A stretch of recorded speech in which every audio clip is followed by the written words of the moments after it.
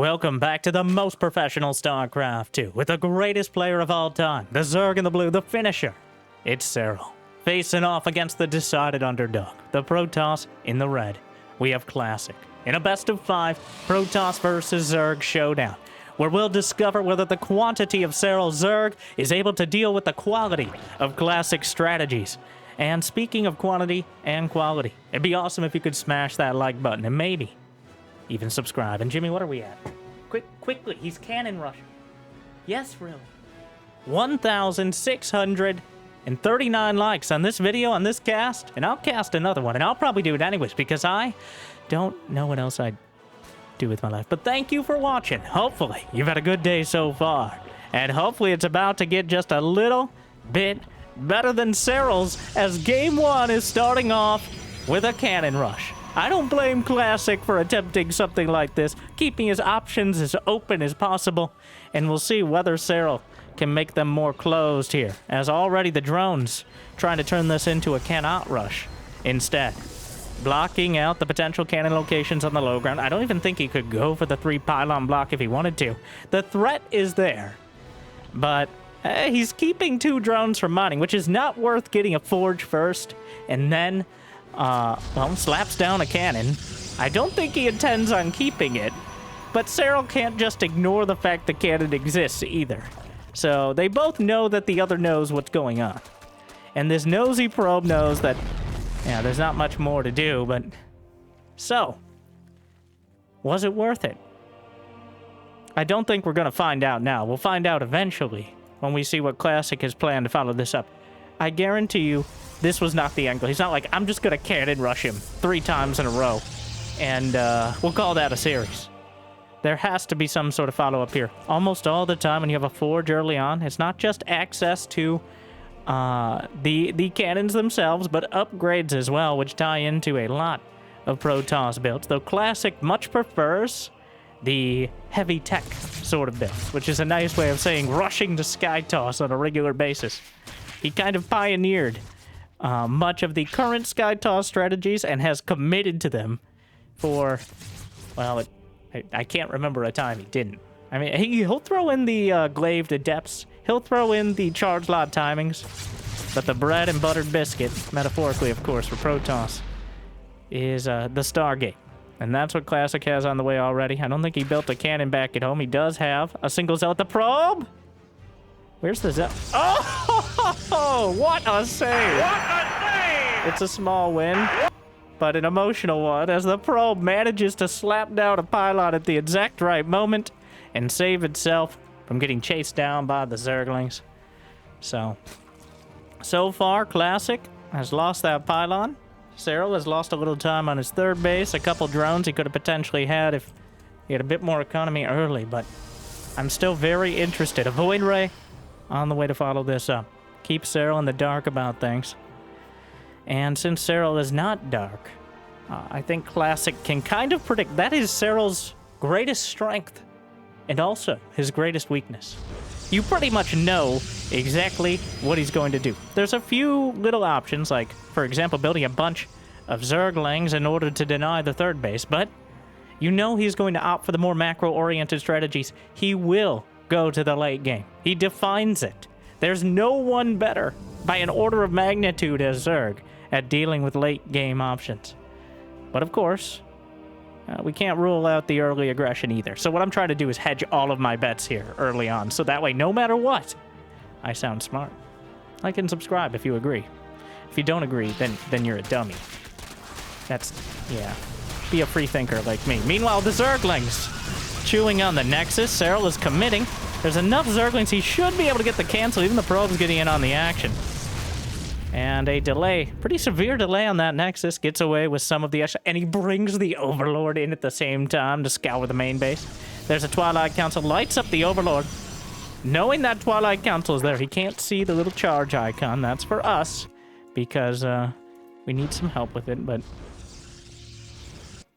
so charge and +1. It's an obvious follow-up to the Void Ray, alongside that forge he built early on. But that doesn't make it less dangerous. There's a Roach Warren on the way. There's no cannon. That Zealot really wants to get in on the action, but what do? You are a door. That is your purpose. Oh my god. Stand right there, Bob. Do not move.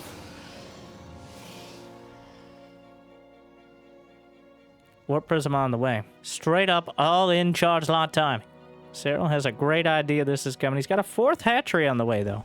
He's building more gas. He's getting roaches, but I don't think he respects the magnitude of units. If he thinks this is blank, then having enough roaches to deal with it is fine. But charge, this is effectively all in from Classic. He only has 47 probes. He has no gases at the natural. He doesn't really have a follow-up here. The Warp Prism will be spotted. Ground weapons level 1 is complete. He's going to pick off a few of the precious probes. That Classic is just mining the minerals right now. A whole bunch of zealots being warped in. I think Serral, now he's just spamming roaches. He's going to have roach speed in about 30 seconds. +1 attack is a long way off. The roaches are on the field. There's plenty of queens alongside him as well. One gets caught. But, another wave of zealots is warped in. With +1 attack, they can cut through a lot of the armor, but I don't know if it's going to be enough. As this half-hearted charge lot timing. Oh, maybe he used his full heart, and it's just not working very well. Here comes the Void Ray, making things a bit more complicated as the Queen's the only anti-air at the moment, warping in another round. There's no way to take this out. The Spore Crawler is coming down to help out. Queen's assassinated. This is starting to get a bit more complicated for Serral. We'll lose a few of his drones here, more than likely, but the roach count is already high enough, and the key part, there's no follow-up. Classic had 43 drones, or actually, Classic had 0 drones and 46 probes.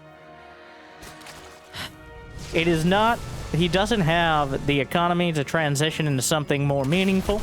He doesn't have the tech in order to defend reliably.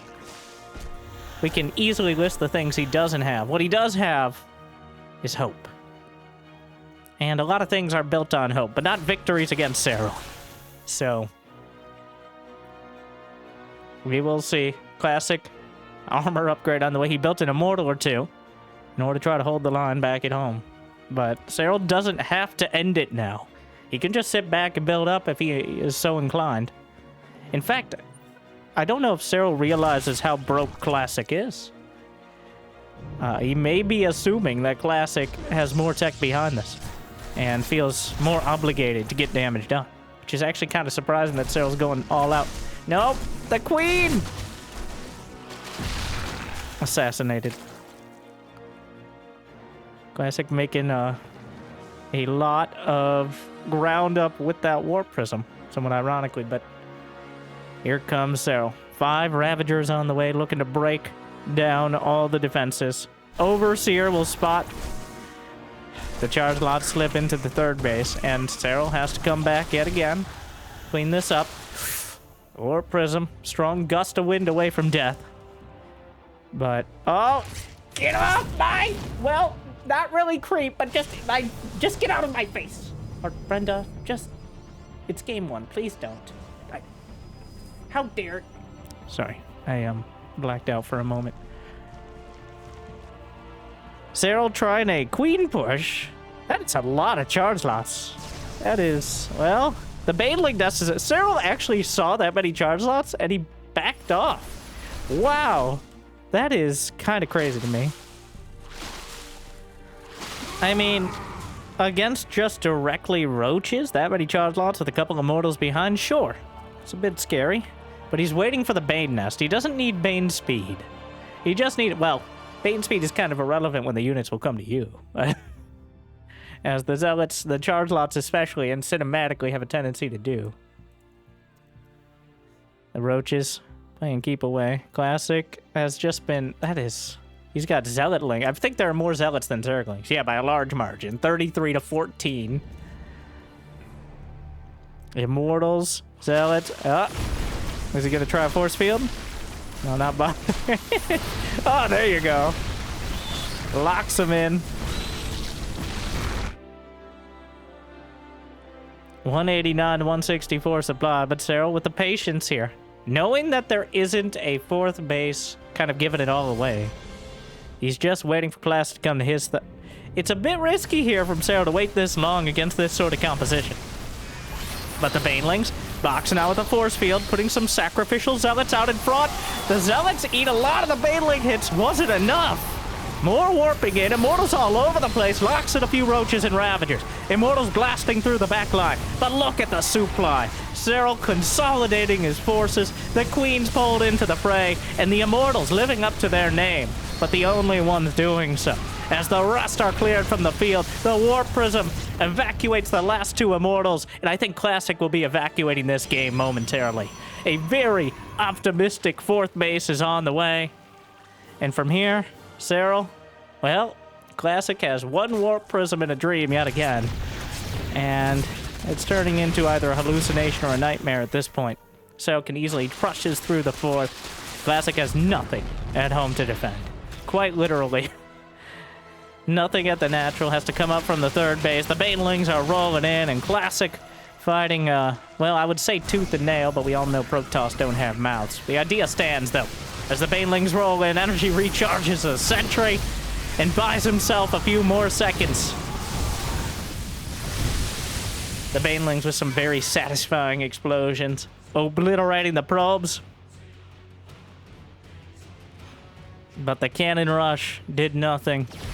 The charge lots did a bit more. But they needed a bite at least. Overruns the field. Serral with a commanding victory in game number 1. Crushes the cheese and follows it up confidently. Game 2's on Ultralove, which, well, I seriously doubt we're going to see Ultralisks as much as I'd love to. Now, Jimmy. Sorry. Serral with the victory in game 1. Making it look not easy, but inevitable, almost. Classic showing some signs of creativity there, but I think more could be done than just a charge lot all in behind it. Serral clearly ready. The thing is, the Twilight Council is easy enough to respond to. It's a matter of scale. If it's Blink Stalkers, you don't want to go overboard on the roaches because you can just get kited across the map. If it's charge lots, you do want to go overboard on the roaches. If it's Adepts, kind of middle ground. But Classic, without a forge on the way, going to open up with a gateway this time around. Not surprising there at all. I doubt we'll see a cannon rush again, or even an attempted one. But the fact is he's kept that option open. Keeps Serral guessing just a little bit. Gonna do the mineral flirting, which defines the early game. So if you try really hard and you perfectly micro it, you can convince. So what happens is a mineral patch is in an open relationship with workers. Okay, whichever worker comes by and says, I'm gonna take a bite out of you, then the mineral patch, any other workers that come nearby at that time, the mineral patch says, I'm taken. Okay, and go find someone else. So the probe is trying to convince the mineral patch that it wants to mine its minerals. So the mineral patch tells the drones to move on. But Serral's like, no, he doesn't. All right, that probe is lying to you.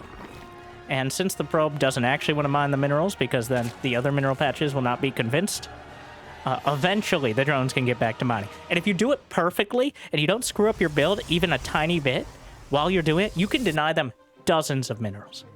Maybe 2 dozen. I mean, it would be like 25 since you mine 5 at a time, but I digress. So, what I'm trying to say is, I would say don't try this at home, but that would imply actually playing the game. So, shout out to all 4 of you. Like and subscribe. Now, if you play the game, you won't have time to watch all these casts, so good excuse. Well done.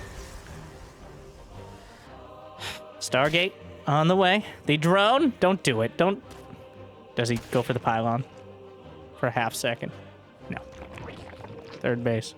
And Serral was able to get his Natchery. The probe scout wasn't quick enough to block. Adept gonna get a full scout in, decides instead to shade backwards. They'll fade away. The shade away. Oracle's on the way. Zergling's waiting for a third base to be attempted. It's going to be an Oracle this time, much more standard sort of follow-up. Usually 1 or more oracles. But the 2 Zerglings just kind of scamper into the natural. May kill a probe as, and then just leave. Okay, well. Perfect timing from Serral. Gets himself a probe and a decent scout. The Adepts come back to help box out for the third base. And the Oracle was not energy recharged. Not using that ability to slap 100 energy into any unit or a shield battery early on. Will just burn through some of the drones. The Queen, but... Queen's tripping over each other, get some more hits off. And, of course, fulfilling the prophecy that every single Oracle must be in the orange HP before leaving the base, no matter what it takes to get there. I always wonder whether that's worth it, but Protoss players seem to be convinced it is.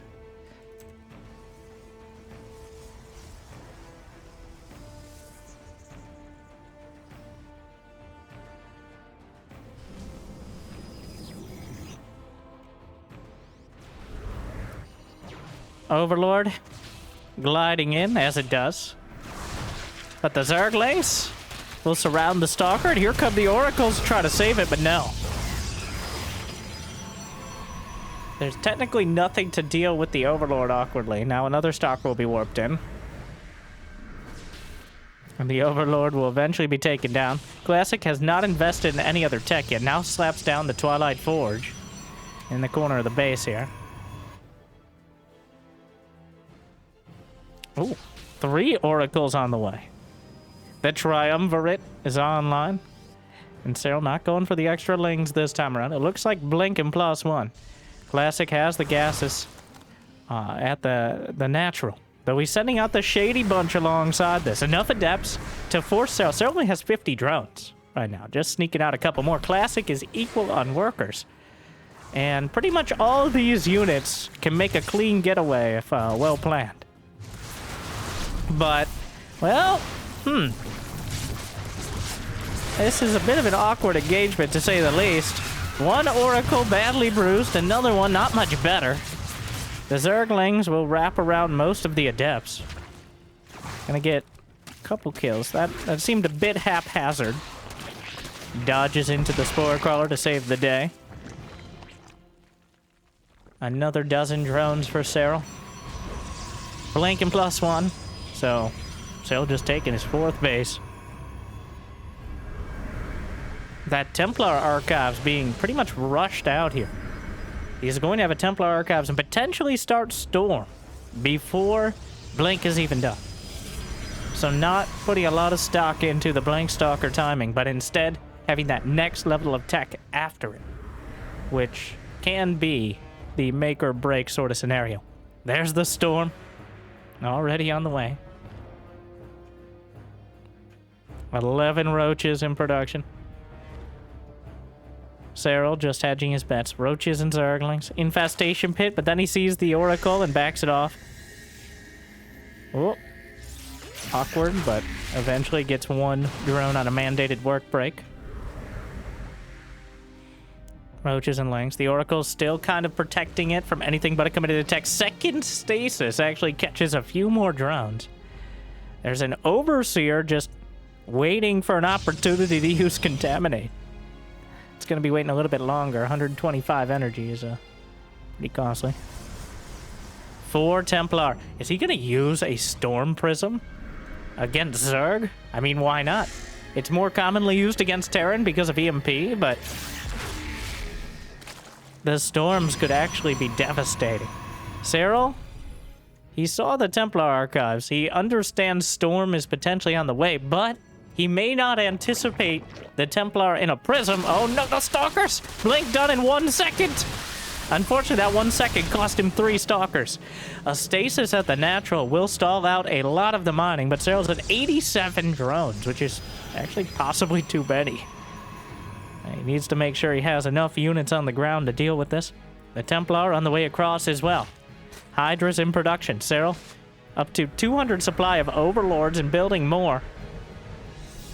Blink Stalkers just moving out.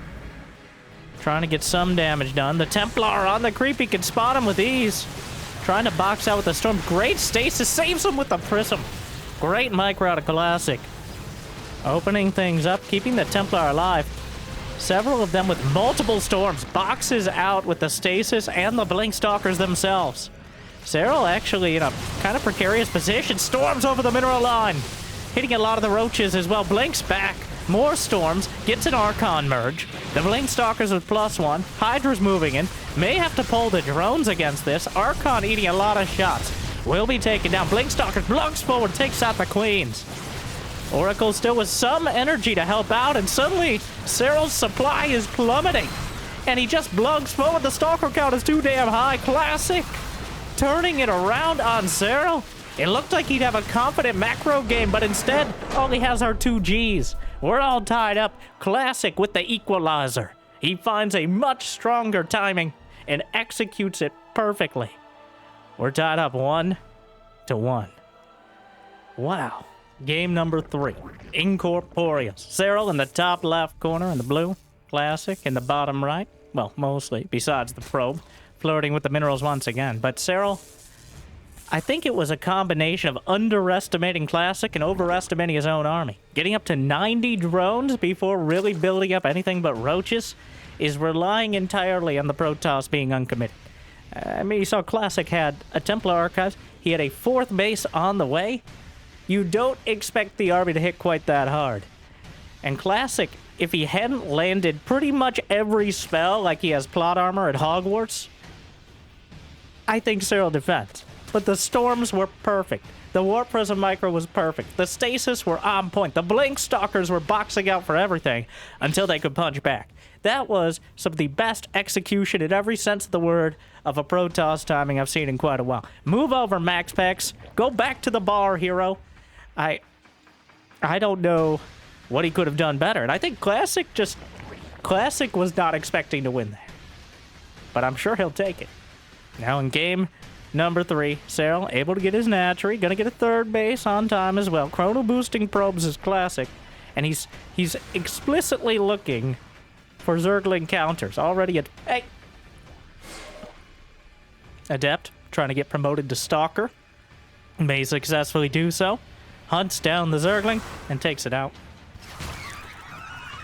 No slipping by this time. It was a mild inconvenience, but at the wrong time, it can add up. Serral maximizing those minerals, pulls out a gas after Zergling speed. A lot of early game Zerg is figuring out how much you can get away with before mining any significant amount of gas.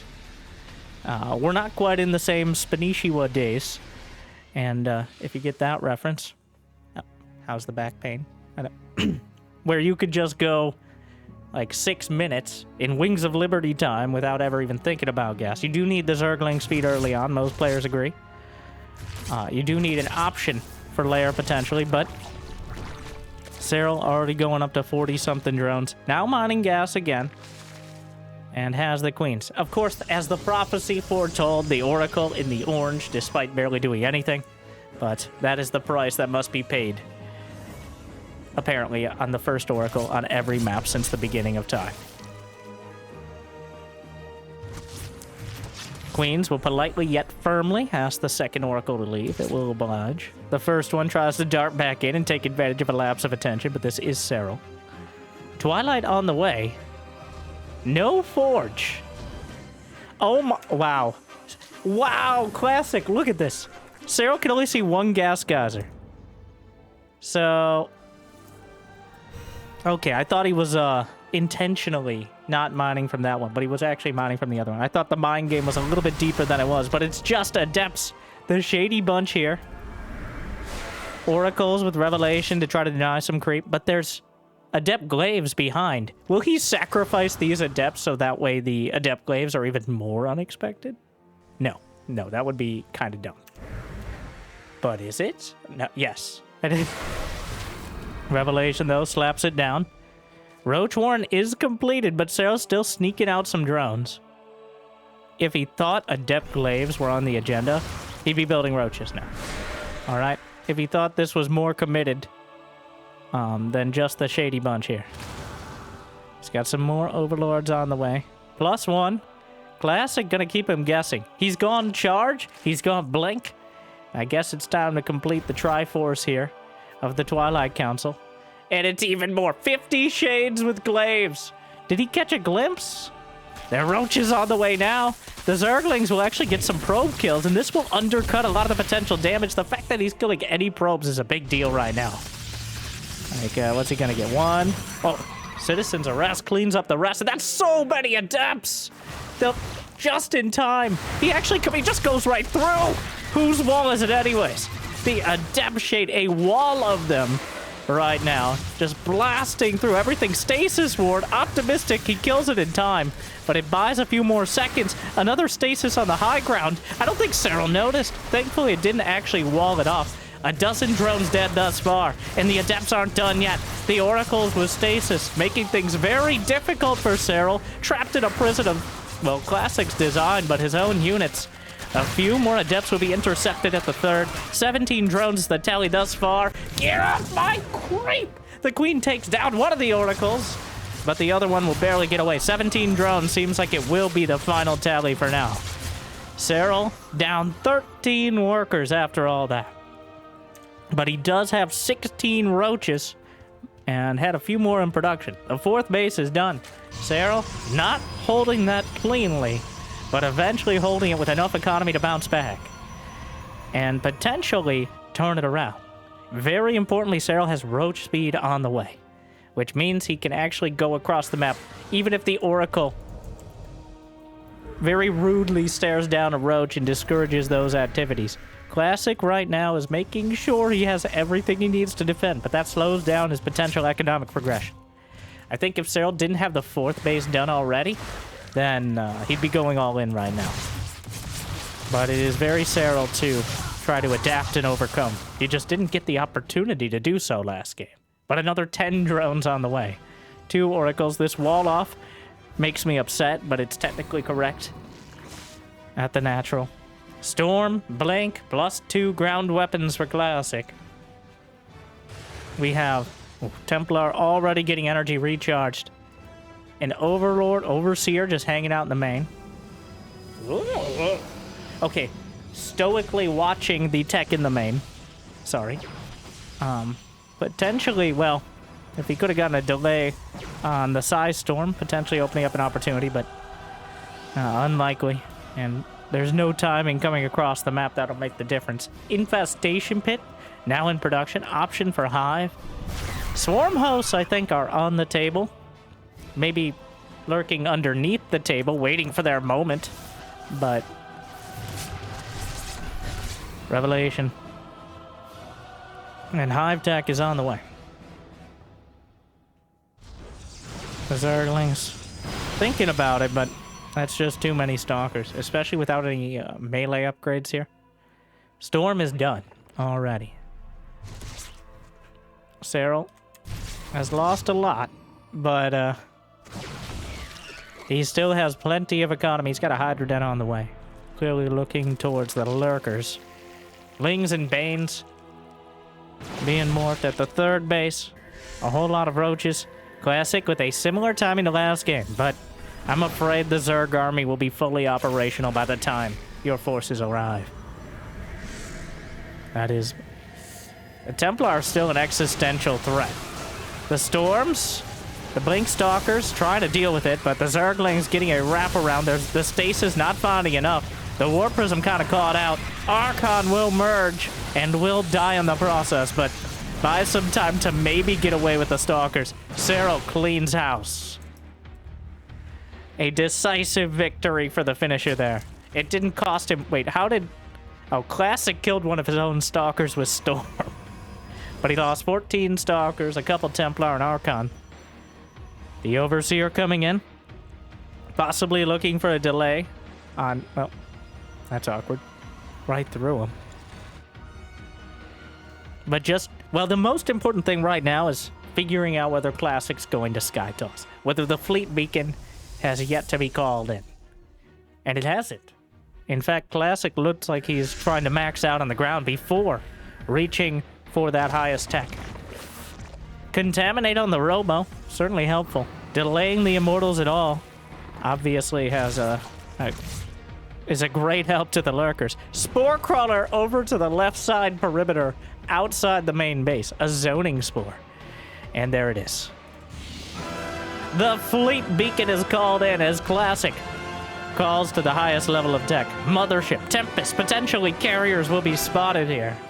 The Overseer will see it, of course. And, well, he's not trying to be subtle about it. The question is, Serral is at 200 supply. He's got Hive, done. Adrenal glands on the way. Getting Hydra upgrades. But notably, no Spire. He's very aware that the fleet beacon is on the way. He's on a timer against the Tempest and the Templar, which are anything but temporary in this matchup. Tempest in production. He's chrono boosting. There's a mothership, a changeling, looking on. Oh, my life for ire, right, guys? Did that thing just talk with a mouth? Did it just clear its throat? Not that Serral is going to be surprised by any of this, but getting the exact timing is important, and here comes Serral. Moving out with his roaches and lings, probably the least relevant as time goes on. Storms will thin out the lings. Another one softens up the roaches. Immortal comes down, but that's not enough to deal with this. The rest of the army coming up. Serral swings into the 3 o'clock base. Should be able to cancel it at the cost of the roaches. He's trying to trade them out, and will do so successfully, as the rest of the force is just slaughtering probes.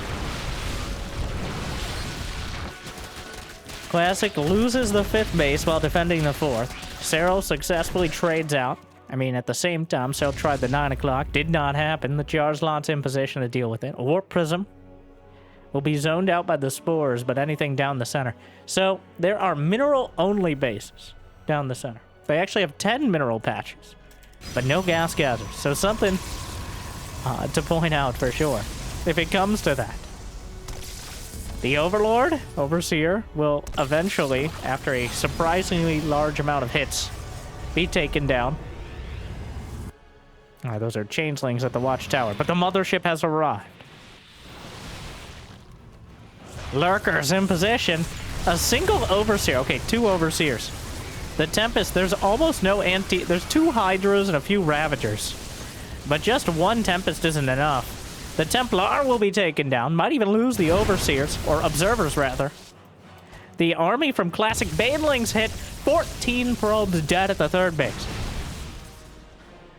But Classic still has plenty of supply. The storms washing over the Lurkers. Classic in a precarious position, but he has recall both from the next side and the mothership. Spire halfway done. A couple spine crawlers trying to cut through the zealots, but it won't be enough to do so quickly. Storms zoning out the army. Serral doesn't have much on that top right corner to defend. More storms across the front line. Time warp to zone it out as well. 4 Tempests overhead. Spire still not completed. This hatchery is completely done. Takes it out with relative ease. Tectonic destabilizers. Nearly doubling the damage of Tempest, maybe more than doubling against buildings. To deal with these Sporturds and Sporus across the field. More storms. Serral, 160 supply, but I think he's going to be filling it. Yep. They're the Corruptors. 8 Corruptors on the way. The real danger for Zerg at all times is overcommitting to anti-air. But another danger is undercommitting to anti-air. It's a careful balance in every sense of the word. And since Vipers can't abduct the mothership, just too hefty, clearly inspired by your mother, it is a lot more difficult to deal with this unit composition without Corruptors. Hydras are never going to kill the mothership in a scenario where Templars still have Storm. Hydras are only cosplaying anti-air, while the Corruptors are directly hired to do so. The siege begins. Those upgraded Tempests moving forward, though he doesn't have any weapons upgrades. The Corruptors on top knock down the mothership. That's one. I doubt it'll be the last. A Shrine to Dark on the way. Always an appropriate choice. The Tempests continue shelling. The Lurkers trying to move in. The ground army thinning out. There's maybe only a couple storms underneath there. Meanwhile, the Zealots in the top right will be shut down. Lings and Banes in position from Serral. Both players Trying to find an angle here. Serral under fire. He doesn't have much money in the bank at all. A Viper on the way. Honestly, Viper's a difficult quantity. Splits against the Storm, takes out the Oracle. Good split so far, and with no Archons underneath. He just took out that last Archon. With no Archons underneath, there's nothing to really zone out the Corruptor's butt Storm. The Tempests don't do much on their own. You need the splash damage to help with it. Somehow dodges Storm. Classic now taking that bottom left corner. We're cutting the map diagonally. So far, cloven in twain. 3 Infestors on the way. No Burrow yet. Oh, a couple Templar. They'll get a parting Storm. Second Mothership, another ship in production. Changelings in an awkward position down the center. Nothing to easily take them out. Lurkers repositioning. Stalkers chasing him down, but not quite enough to one-shot. A single... I think the Viper, mostly for Parasitic Bomb here, adds some damage. But Abduct is not very reliable. You might get it, but the Viper costs almost as much as the Tempest and gas, so... not really worth it to just abduct a single Tempest and then get taken out, like it very likely will. The Parasitic Bomb might be enough damage to tilt the fight in his favor. The Fungal catches a lot of the Stalkers, eviscerates them with the Lurkers, comes around the corner, Parasitic Bomb, dives on top, recall too little and far too late, will cost him the vast majority of the army. Classic loses so much. They've been fighting for 5.5 minutes straight, making this fancy overlay kind of obsolete and trying to figure out exactly who won that fight. But I can tell you that Serral has regained the momentum with that decisive engagement that only he seems to find on a regular basis. The Lurkers still keeping the pressure on. Nidus Network is on the way. More Corruptors in production. Changelings scattered throughout, though their lives are about to end. It's weird. I don't know if it's better or worse to have a timer you know exactly on it. It's a bit existential, but... 5 cannons on the way for Classic as he's putting together the defenses across the board. Infestors in production as well. More Infestors. He's adding to them. I don't think he actually lost any. If there's one unit that Serral uses better than anyone, it is the Infestor. And also the rest of them, mostly. But so many players end up losing them, no matter how much they get done in the fights. It's 150 gas a pop, 200 for the Viper. These spellcasters add up very quickly, and they're a lot of the reason why Zerg struggle to compete in the late game with this sort of composition. But so far, Serral picking his battles and winning them. Serral has lost marginally more resources overall, but he's lost 1,000 less gas. Tempest, Dorito dusted Tempest shot from the tectonic destabilizers allows them to take out the Nidus pretty quickly as well. Technically a building. I mean, obviously. So it kind of acts like a unit. Oh yeah, the Templar at the Watchtower, why not? Classic suffering from success is so maxed out that he can only warp in 1 DT. The Infestor's in position. Neural Parasite is available. Does he have any Oracles? Just 1. He needs Moracles. Oh no, 23 probes on the Gas Geyser! Oh, Paladin Hydra there. And 13 probes will die. Now, okay, at first you might think that's a big problem, but it is a problem. For Serral. Classic has more than enough money to remax. Now, eventually, the main base is modding out. The natural is drying up. The third base for each side starting to show signs of running out. We're not yet in the feedback. 0 out of 5. Tried to murder me. Would not order again. The feedback across the board. But he actually, I think he rapid fired it and hit a bunch of Overseers, which would make sense. We did get rid of the change where you could rapid fire feedback on the minimap, but you can still click it on everything. But Classic did kind of waste a lot of his Templar energy there. I think that's why he has so many Archons now. He used all his energy, so just decided to merge into Archons. So we're not quite in the bean counter phase, but we're getting there. All right, that's when we start clicking like, oh, 500 gas remaining. Like, the number we're looking for is 2,250. Do you have that on your bingo card? I would also accept 4,500. What are these numbers? It's not rhetorical. Testing your knowledge. Okay, but we'll help. That is how much a gas geyser holds. 2,250 gas. An entire base, usually. Most bases have 2 gas geysers, 4,500. So if either player gets that much more cost effective. Now the mineral count is usually, what is it, 1,800? I had this number and I forgot it. 18,000, give or take. I'm not as confident in that one. Like, it's definitely not. It's like 14. Don't worry about the numbers, all right? Until I tell you to worry about the numbers. We'll start counting them when they become relevant. But almost always it's the gas. As we base trade again, Serral takes the right flank, Classic takes the left, as both players kind of avoiding direct confrontation at this stage. Jockeying for position.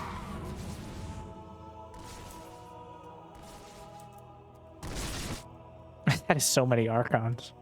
He's got 8 Archons. Serral now has 9 Lords of the Brood. As the feudal society comes together. Queen count only at 2, though. So, going to be mostly vassals at the moment. Burrowed Zergling. And I think we've moved into the slow expansion phase of the game. When instead of trying to grab as much territory as possible, you try to hold one base as strongly as possible. And especially for Classic, who the unit composition, by its very nature, the death ball here, the stronger it is when you come together. There's a changeling. Hey, guys. Yeah, my life for ire. You guys know about Tassadar? Remember when he crashed his carrier? No! You should try it sometime. More changeling. Remember when Tassadar crashed his carrot? The PSYOP not really working out so far. Speaking of which, carrier has arrived. Well, multiple carriers now. Carriers, a rich man's unit, but also make it even more complicated to actually fight this army. Carriers are the ultimate part of the composition. With enough of them, you beat everything. Though they are not nearly as reliable as the Tempests for taking out individual units, they just overall have way more DPS.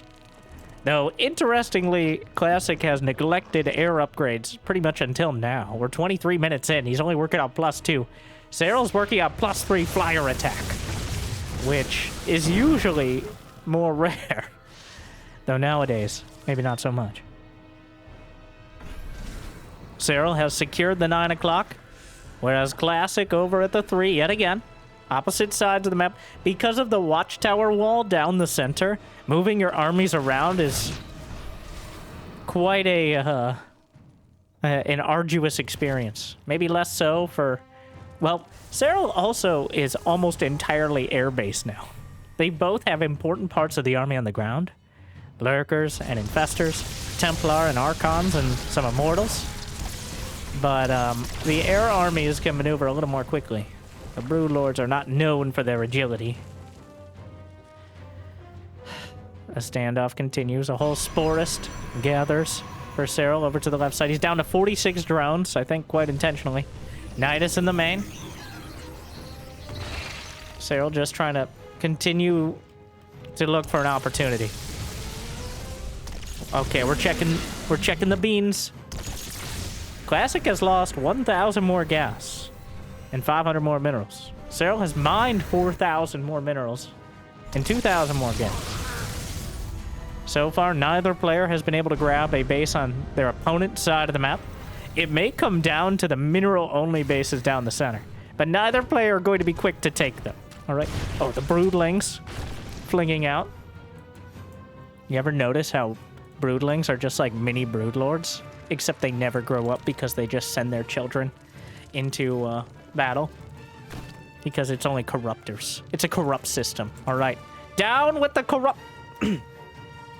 I'm starting to think this hive mind system isn't so great for everyone.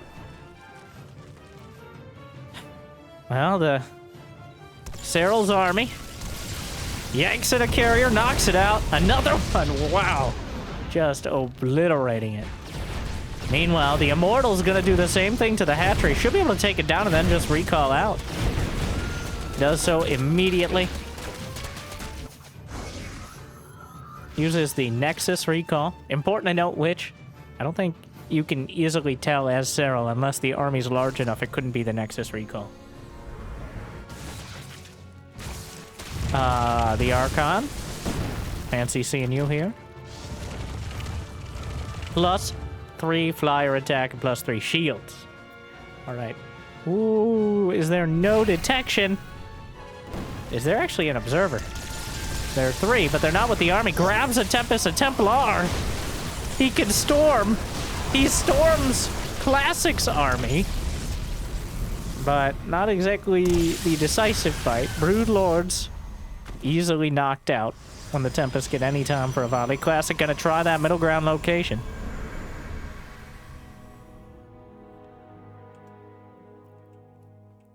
Things slowing down. Nexus gets taken out, no cancel. It's a few more extra beans gone.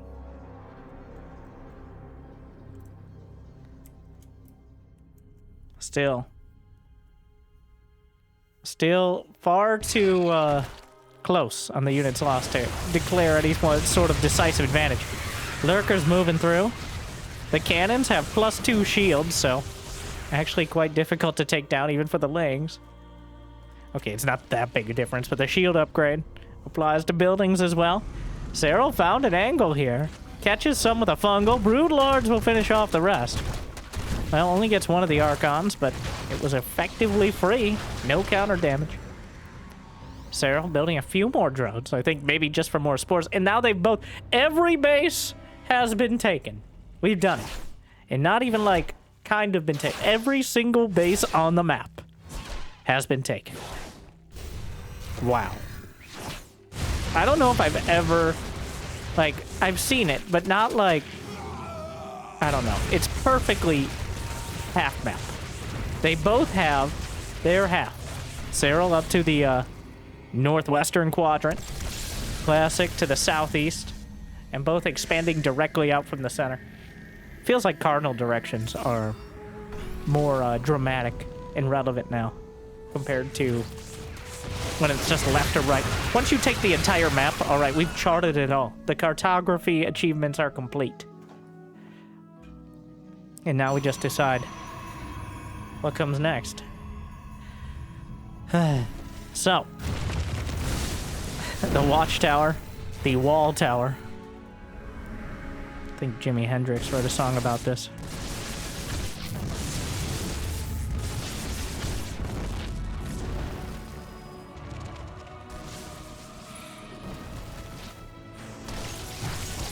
What was that? Storm? Oh, storming Zerglings. Some Dark Templar still trying to sneak by. Both players. The quest rests on the edge of a knife. Stray but a little, and you will fail. Hey, recall more changelings. Keeping track of everything. Is he using changelings to trigger brood lords? I mean, why not? Infinite broodlings. Just takes a ton of APM.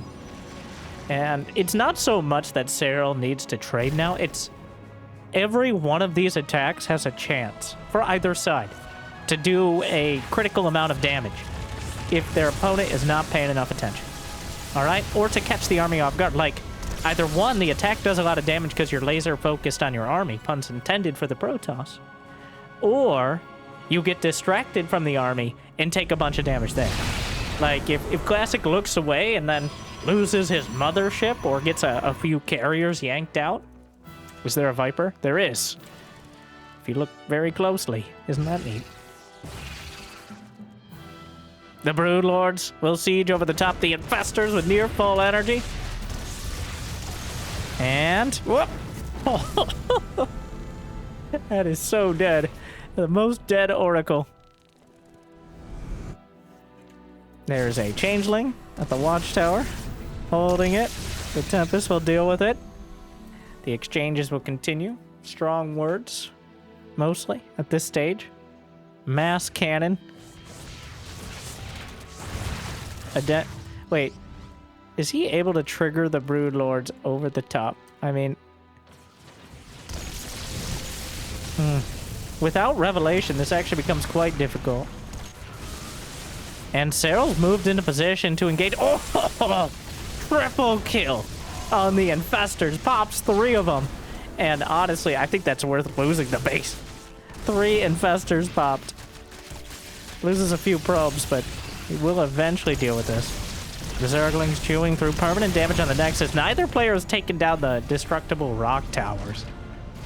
Much to do. Another Oracle joining the Super Dead tab.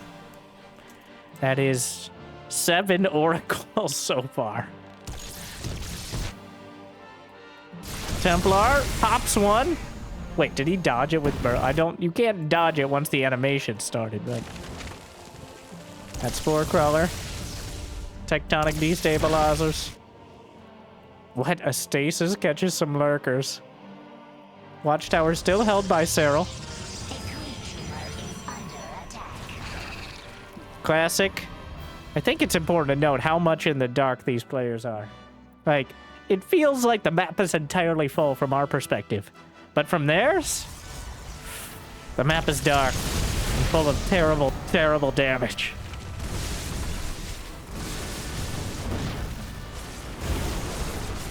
Storming changelings. Lurkers over to the right. A Templar actually surviving a fight with them.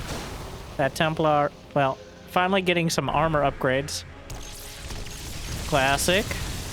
Will take out Serral's mineral base. The majority of his remaining drones were there. Same time, though, Classic gonna be losing his.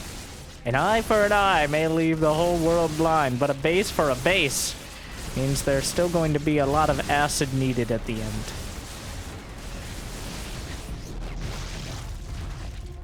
We'll see. I don't have anything more clever to follow that up with. We'll see if these players do. Serral has reached the 5-digit mark for minerals in the bank. See how we invest them. He's got 4,400 gas. We'll go to the bean tab. Classic's lost 1,600 more gas. He's mined almost exactly the same amount. So... I must mention at this point, technically a stalemate in StarCraft 2 is if neither player kills a building, mines any resources, or that's it. I'm pretty sure that's it. Or builds a unit for like 3 minutes. We're a long way off that being potentially the case. And of course, the game is technically decided if all your opponent's buildings are, well, if anyone loses all their buildings. But I think that's less relevant than the potential stalemate.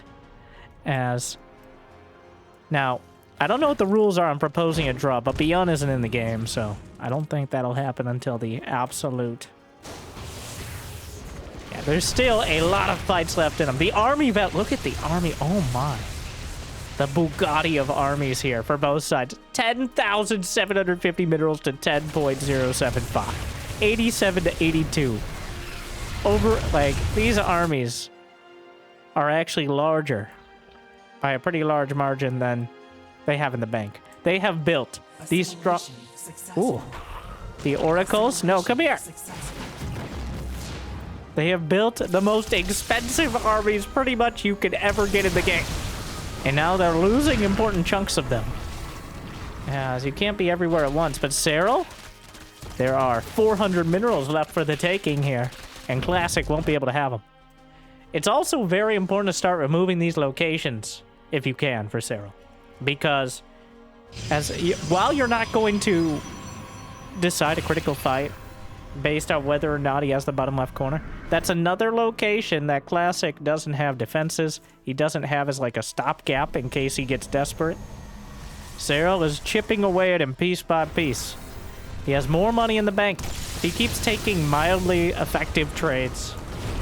Eventually, financially, he wins. All right, a hostile corporate takeover is more accurate than whatever, some sort of war. But his strategy right now is financial strangulation. And while that might sound like what too many Wall Street people are into, it is indeed a valid strategy here. Revelation. Changelings. Broodlords get a bit close. Watchtower gives vision to the probe. Not even bothering with Ultralisks as a potential anti-cannon option is Serral. He has lurkers. Oh, the Vipers. Not the Vipers, the Infest. All spellcasters look alike to me. Are you seeing an Infestor and a Templar look alike? I'm not here to judge.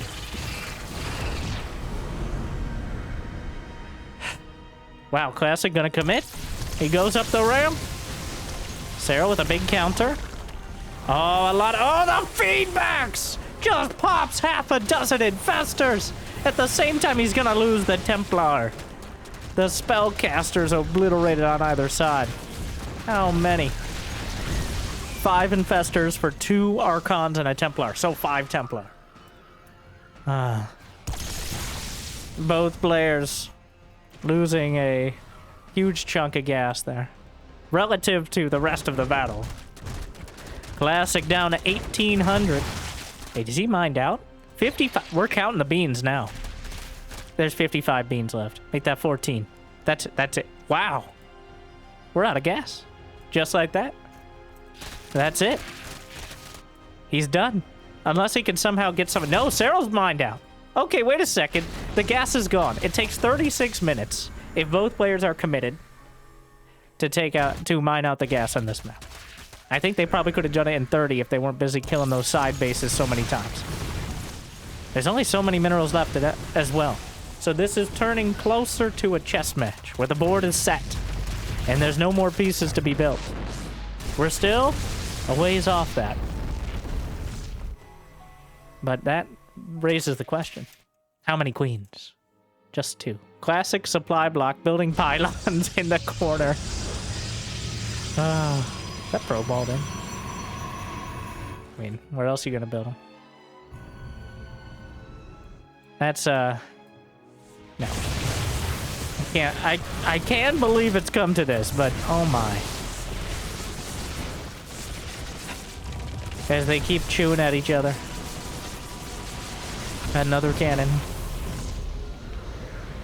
There's still a whole lot of minerals to gather down the center.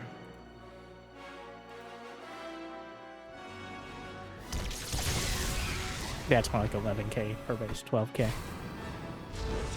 1,800 and 900. 2,700 times 4. That's 10,800 per base. Besides this one, which has 2,700 more. I got it. Classic with another 1,000 or so at his third in the mineral count. But the army, over 9,000 gas in Serral's army. Classic, 25 off it. Oh my. So, you gotta keep the real question will be, is if we finally mine out of the center bases, then what? It feels like Serral is winning very, very slowly and not very surely. He's still one mediocre fight away from this going completely sideways. Like, his army is 9,000 gas. It doesn't take much to lose that 1,500 more that would put him in the red. Classic has less probes. Ah, yes, we're in Fist of Neeb territory. When Neeb, it may have been against Serral, built a 199 supply Protoss Death Ball. Classic has 190 right now. Just enough probes to mine each of the mineral patches at the mineral base.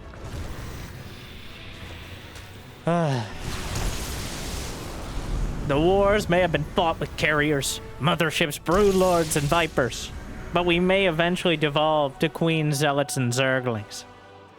Though Classic doesn't have that much money in general. We're gonna come around again. Serral's lost Feels like 7 hatcheries is low, but I guess he hasn't committed to too many fights. Hatchery gets taken down. Base over to the right side. Still a few beans left. But are they cool beans?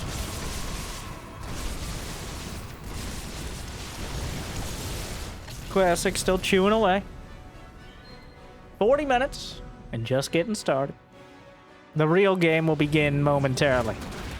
As, well, down to 6 workers now. You do need Nexi to build probes. It feels weird to be pointing that out, but it is true. So if he loses, he's down to 3 Nexi and 6 probes. So that is certainly not... Serral is long distance. He's long distance mining. He found a few minerals over here. He's just long distance mining from the mineral base as well. The Overseer will help him kill. Yeah, I guess also, if Serral runs out of gas, Overseers are not necessarily... Well, they require gas. He finds the pylons! Oh my. Who would have thought this ended up being the... Serral's going for buildings. Like, that's actually... He's slowly but surely inching us towards elimination. Classic still has plenty of buildings. But it is a finite amount, and every one he is forced to rebuild is a few minerals less. A single lurker, Revelation, easily deals with it. I don't know why Serral... Well, the probes, down to 7. He's rebuilding probes, which is certainly not ideal. The Broodlord's in a great position. The siege, he tries to save the base! And he does so! For now, but the Zerglings at the back. The base, 39 HP. A couple more Broodlings slapped into it. It'd be more than enough to take it out. Classic, never got +3 air. Oh my, that Zealot has been waiting 30 minutes for action. And it finds it eventually. Another pylon. So the awkward part here is Classic now has to rebuild pylons just to max out. He almost committed his entire fleet, and that is the most appropriate word, back to deal with these Zerglings. 9 oracles lost so far. Only 1 mothership. That's another crazy stat.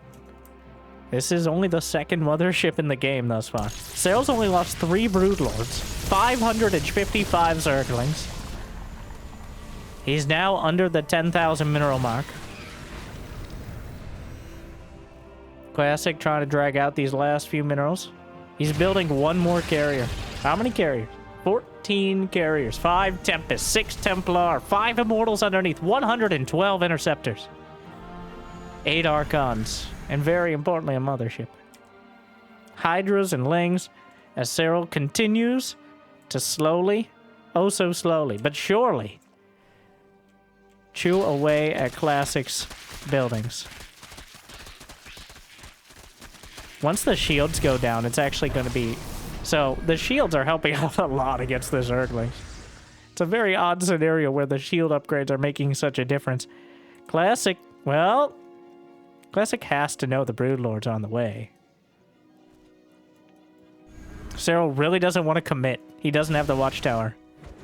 But here come the Broodlords. The base just goes down. And... the minerals, I mean, the income hasn't been doing great for either side because there's none of it left. There's 240 minerals at this location. Serral's down to 10 drafts. The board is set. Here we are.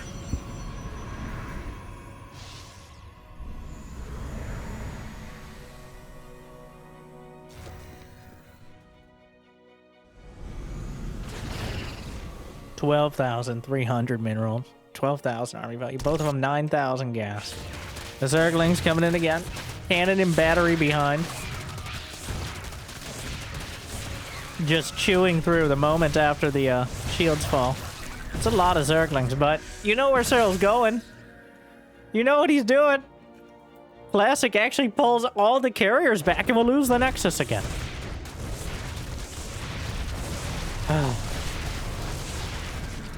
The inevitability with...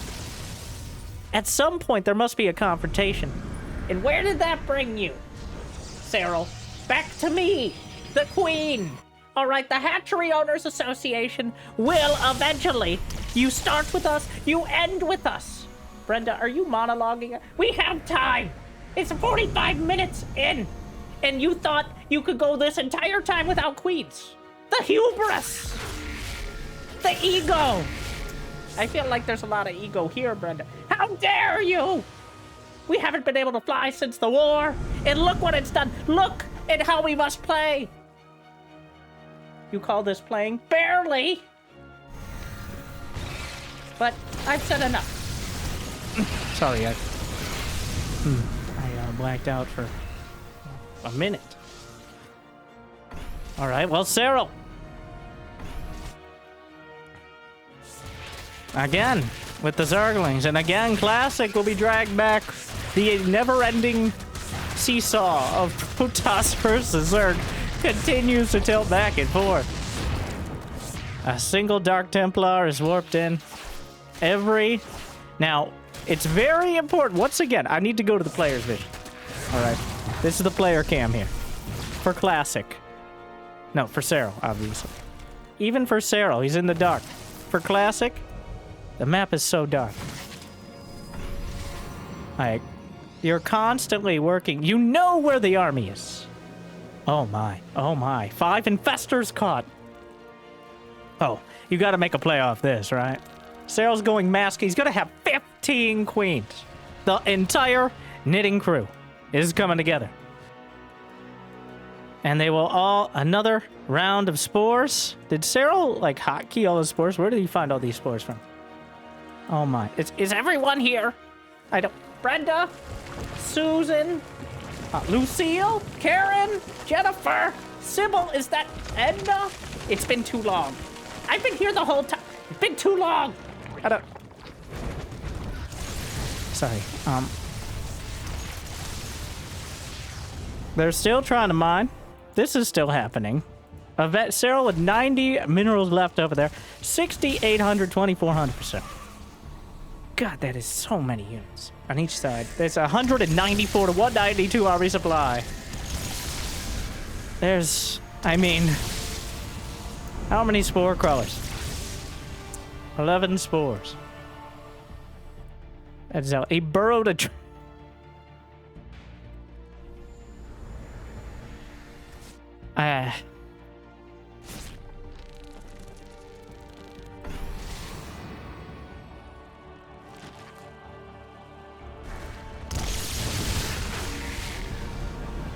Using the changelings to trigger his broodlings. Classic constantly dealing with changelings in his midst. He actually has 0 zealots on the map.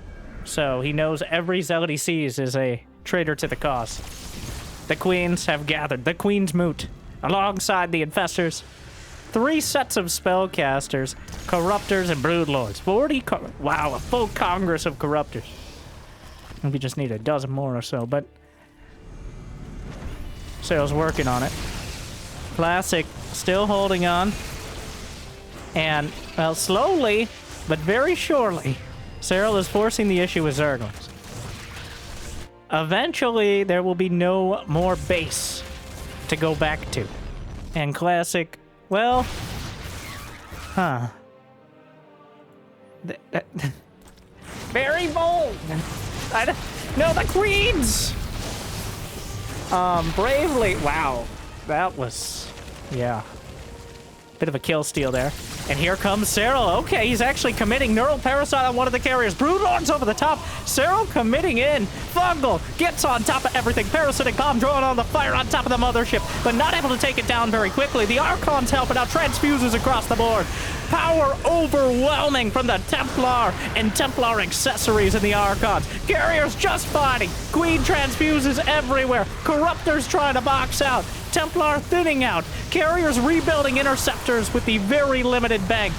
Serral rebuilding as well. 18 more Corruptors, 46 more Zerglings, 4 more Queens. But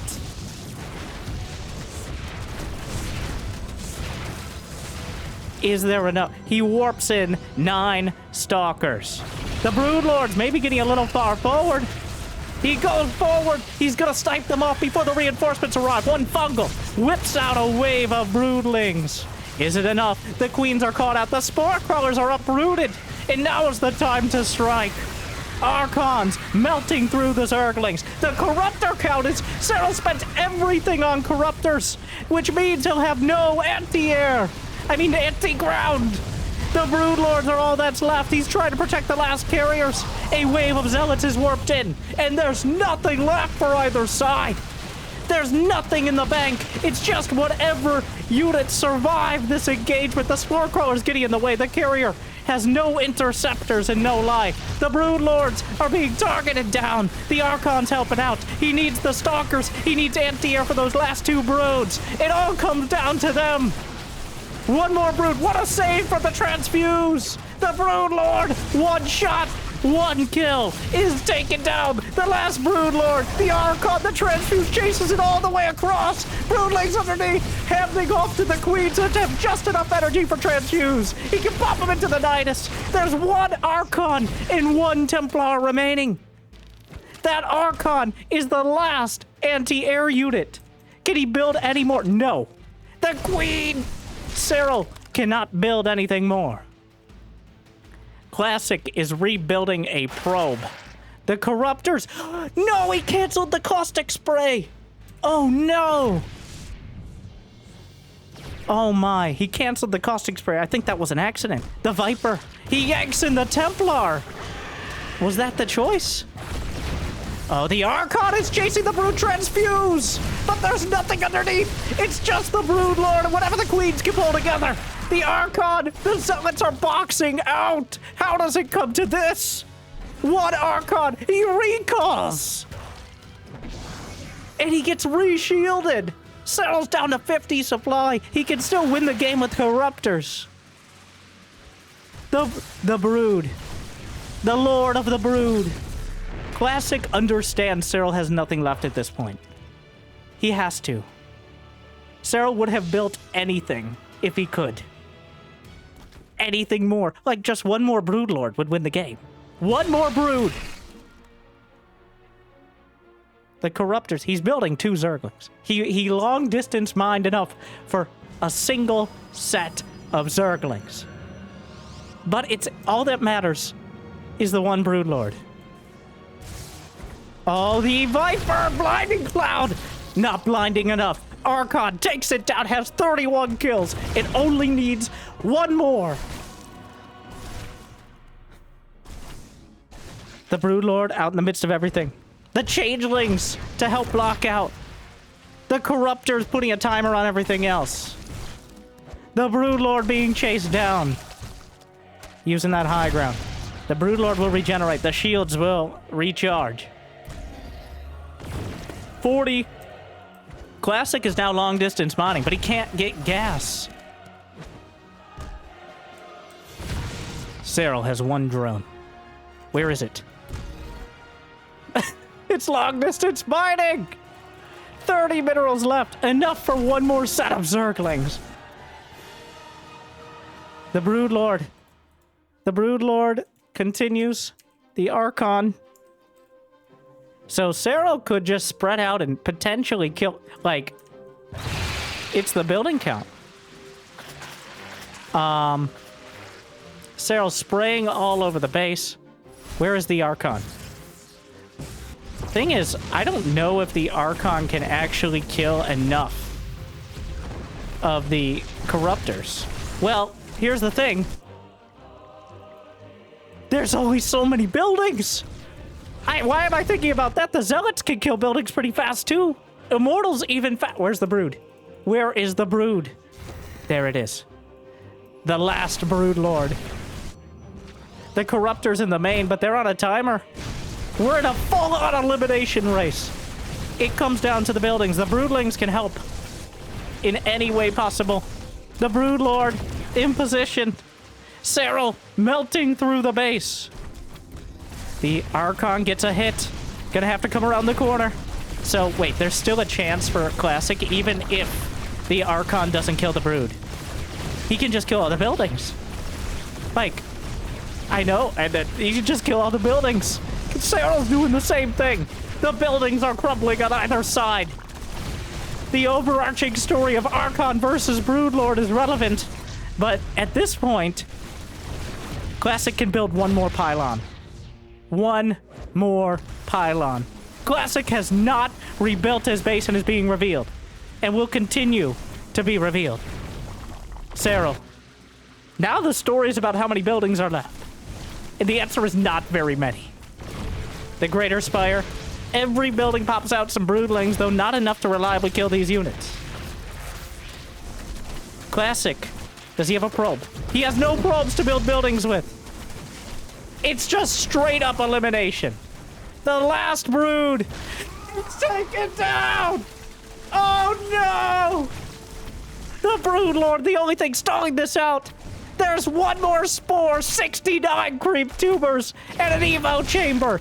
That's it. The last spore is in the main, and he didn't notice it. It's uprooted. Serral has not rebuilt his base. Classic realizes the spore. There's 2 Zerglings. There's not enough Corruptors. G. Classic. Serral lets him kill it. I appreciate that even when the end is upon us. Serral allows that last building. Maybe thinking, well, there were 6 pylons. We gotta check. Okay, this is the snapshot. Just a moment before the spore dies. He has Corruptors. One more set of caustic spray. So it wasn't seconds away. But it wasn't minutes either. After nearly a full hour, possibly the closest game of StarCraft 2 ever played. And I say closer than a draw. All right, a draw just means you couldn't kill each other. That's not very close. This is close. Okay, it's pretty close, but this is even closer. After 56 minutes, every single resource, besides maybe a couple thousand in the middle. 88 to 86,000 resources lost. A single Broodlord versus a single Archon. Classic lives. Serral is eliminated. And Classic's on match point.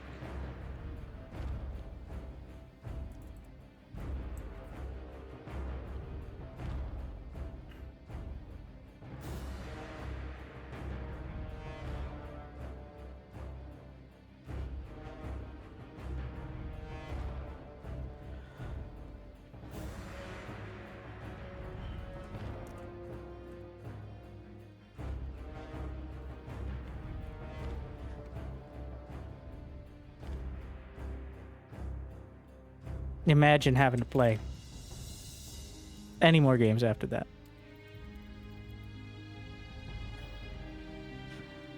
As Jimmy trying to imagine loading up the next match in a timely fashion. Impossible challenge.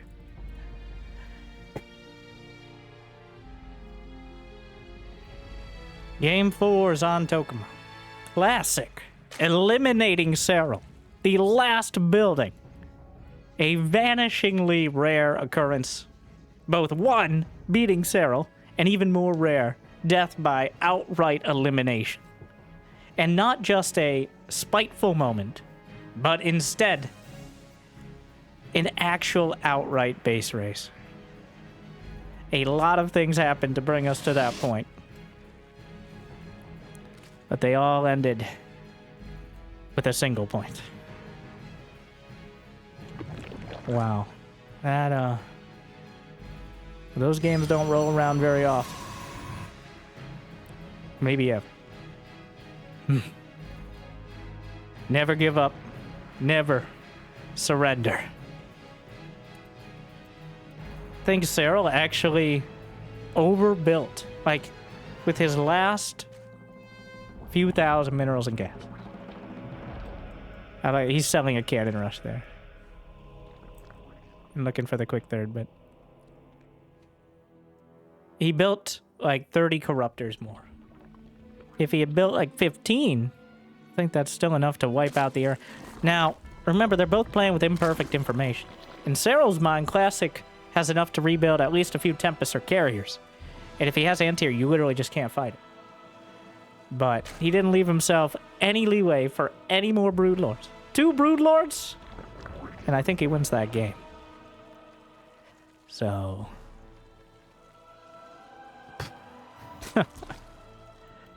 wow. It literally doesn't get any closer than that.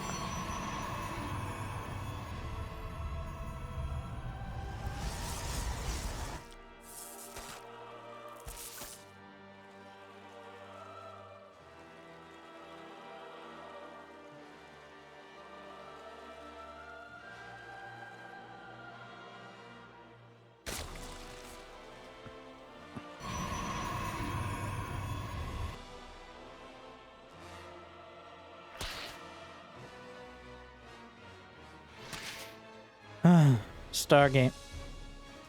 It's hard to tell. Obviously, there's a lot of little things that either player could do better. Maybe would have chose to do differently. But feels like they were evenly matched on that point. Serral never wanted to commit. Like, going around that wall tower location made it almost impossible to have a direct engagement. Because every time you have to bring your ground army. The ground army is an important part. You can't just go air. All right, on either side. Wow, that is a bold one right there. The adept shading by. If you just go air, there's too much on the ground that can wipe you out. You need the infestors, the queens, the lurkers, for Zerg. You need the Templar, the Archons, maybe the Immortals as Protoss. So you can't just neglect your ground army, or you risk getting completely overrun. So. And that is why it kind of just became a grind, like almost a tectonic fault. And the destabilizers weren't enough to shake it.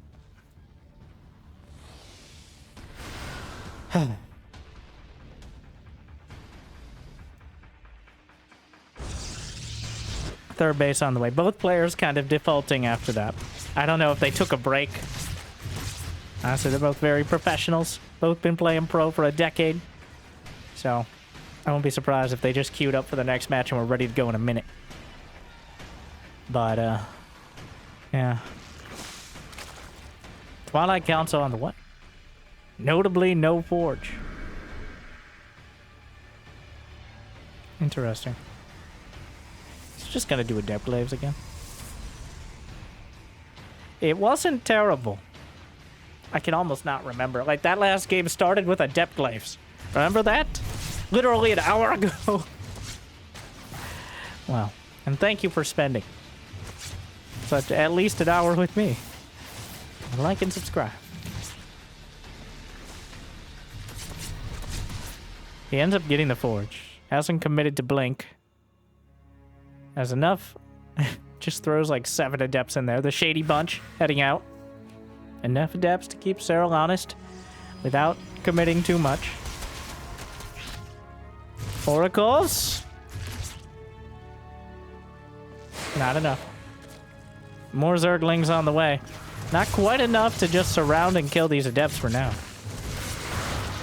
Oh, he tries to wall off, but it seems like some of the Zerglings got in the way of the potential Evo Chamber block. Zerglings in the main, drones on the run. A precarious position for both of them, but... Adept Shade canceled. The Queen's coming in. 7 drones dead now. And a Stasis mitigated. He loses 7 Adepts to get those drones and a bunch of Zerglings, but... Another Stasis! Oh, Serral gets caught by the second one. The Oracle... Nearly taken out by the Spore Crawler.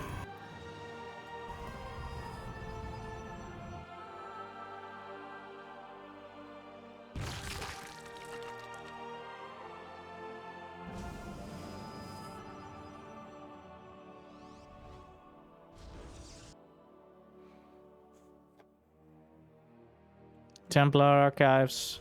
Following it up.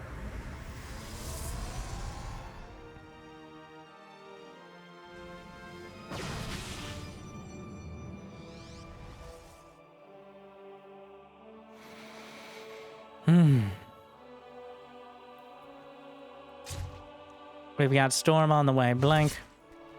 Added in. Now finally finishing. Kind of zoning out there. Ugh. Refocus. What is this disgusting wall? Nothing gets me more excited than talking about how terrible Protoss architectural decisions are on such a frequent basis. It's up there. This is no hero wall, but it's not far off.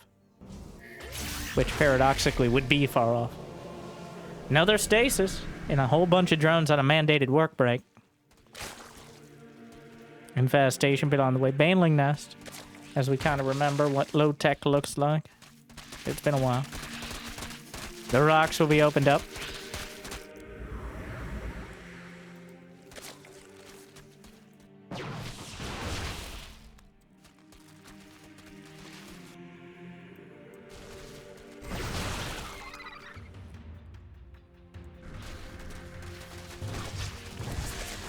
That was a very optimistic Oracle, coming back in directly into the Spore Crawler.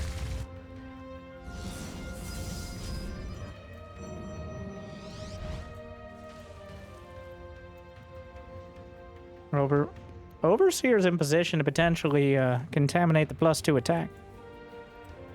Would be a helpful one. Serral very ready for the storm timing this time around. Same thing he tried a couple games ago, but this time the roaches, the banelings, the queens are in position, and this, ooh, it is not going well. The Stalker's desperately trying to retreat. The Warp Prism manages to unphase before it gets knocked out by Ravagers or Queens, but Classic gets crushed on the field. And Serral, with a vengeance, overrunning the rest.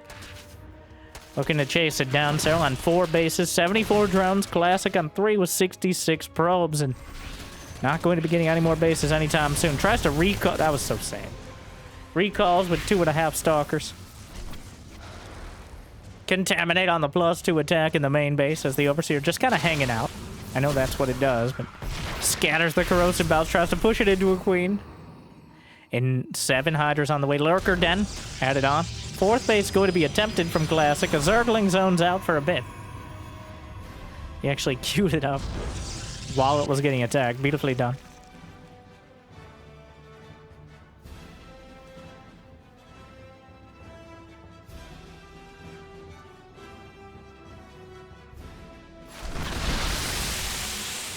Probe decides maybe that's not where it wants to go, but after the Banelings are exhausted, there's a lot more opportunity opened up.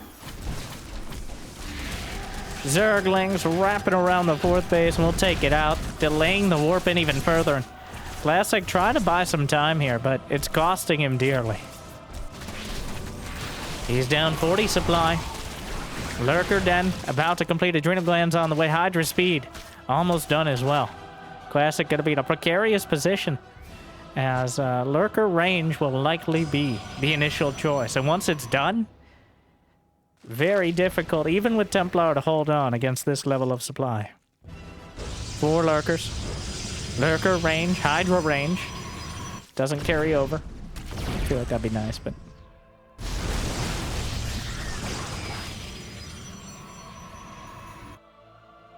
Overseer gliding in, looking for a fleet beacon, which surprisingly has not graced the field yet, though is an inevitability if the game goes on long enough.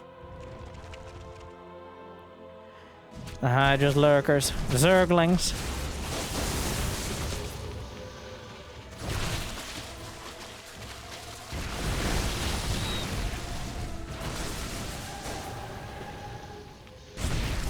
Zerglings get another cancel on the 4th base.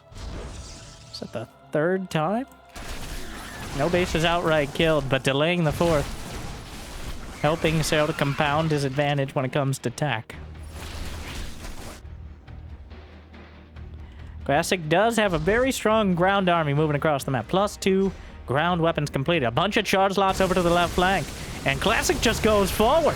The storms coating the front line, Zealots chopping through the south side of it, and the lurkers just evaporate. He melts through them. The Zerglings come around to finish off the rest of the units, so the start of the fight goes incredible for Classic. But Serral's able to follow it up, and enough lurkers. But a few charge lots, Serral with a beautiful positioning on that spine crawler to make it incredibly difficult to actually engage it. But eventually, we'll chop right through. The Spore as well. Hydras. A lot of the Zealots will recall out. Why not? Not great, not terrible. Classic down 40 supplies. Still really trying to buy time because his fleet beacon just finished back at home, and Tempests are now in production, giving him a long-range option to deal with the lurkers. Jim. 6 more lurkers on the way. No Spire in production in Classic, even though he's trading out a lot of his... Overseer Covenant has another Contaminate loaded up. Serral slaps it onto the Stargate. We'll chew through another pylon. Adaptive Talons, that lurker burrow speed, not quite done yet.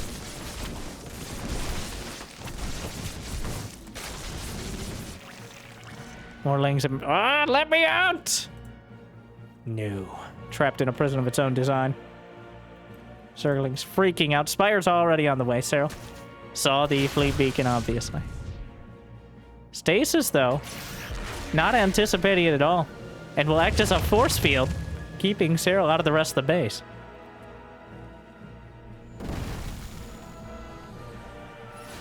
Classic just handling it so far. And, uh-oh. I hope he didn't put those beam counters away. He may be in need of them again.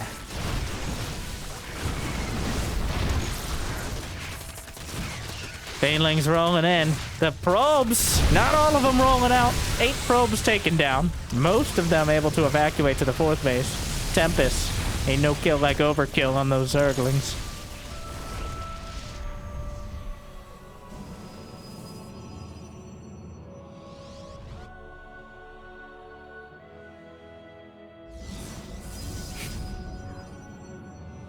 Hydra lunge now completed. Just Tempest so far. We're in that initial phase. This is awkward. Just barely. Mothership in production. Zerglings darting by. Serral's been able to keep a lot of pressure on. Classic has barely made any progress. That one attack, he tried the blink, he tried the follow-up, but now he's kind of bottled up back at home. More and more lurkers in production. Though +1 flyer attack as well. So Serral in a kind of limbo right now as he's switching from the more mobile ground army into something that can actually deal directly with the Tempest and the impending Mothership. We're not there yet. Another stasis will catch a lot of the Banelings. Classic on top of it with the stasis. Diffuses the rest. That is a lot of lurkers, but there's almost no anti, like... 9 Corruptors. Any Vipers? No. Banelings rolling in. Not enough. And again, the probes traumatized from before and permanently damaged, but many of them will escape yet again. Classic unable to establish a 5th base, whereas Serral is... You know, he only has 5. He could easily get 6 if he was looking for it. More Banelings. The Banelings came out of stasis and are now rolling in.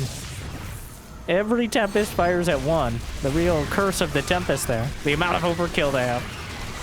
Another army. Roaches and Ravagers pretty much obsolete and will be treated as such. Eviscerates a queen. More coming down. Unfortunately, not enough. The lurkers to save the day.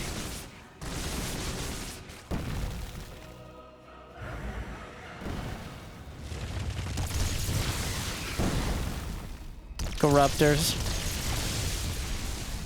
More and more being added as the siege continues. Charge lots working through some of the spine crawlers. The lurkers backing them up, adding more damage.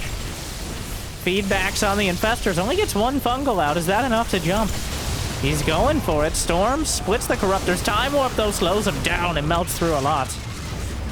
Charge lots warped in at the 3rd base. Zerglings again trying to get some work done. 11 more corruptors in production. Serral making his Spire great again. And Brood Lords possibly on the agenda. Yet again. Revelation knocks out another lurker. Classic keeping them busy. Charge lots in the main base, but there's a couple lurkers. Still gonna be painful. Corruptors knocked out. Charge lots sliced up. There's not that many lurkers down here, but it's a very uncomfortable position to engage into. The charge lot's targeting the lurker den, which would be quite annoying to rebuild, though not devastating at this stage. Serral forced to rebuild some overlords at this. Actually manages to sneak up on the War Prism and take it out. Another medium-sized victory.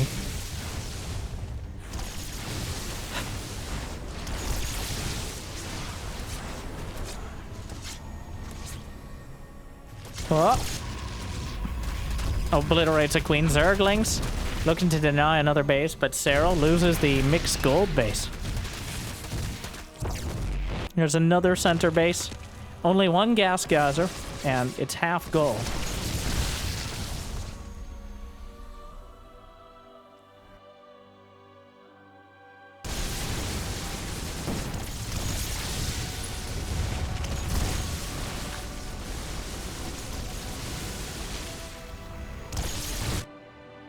The siege continues. Tectonic destabilizers. How many Archons? 9 Archons. Broodlords on the way. Templar zoning out. Lurker. A single lurker starting to rack up some probe kills. And a single lurker can be very hard to dislodge at this stage. Especially since Classic is maxed out. He can't really warp in. That lurker is making sure to help with it.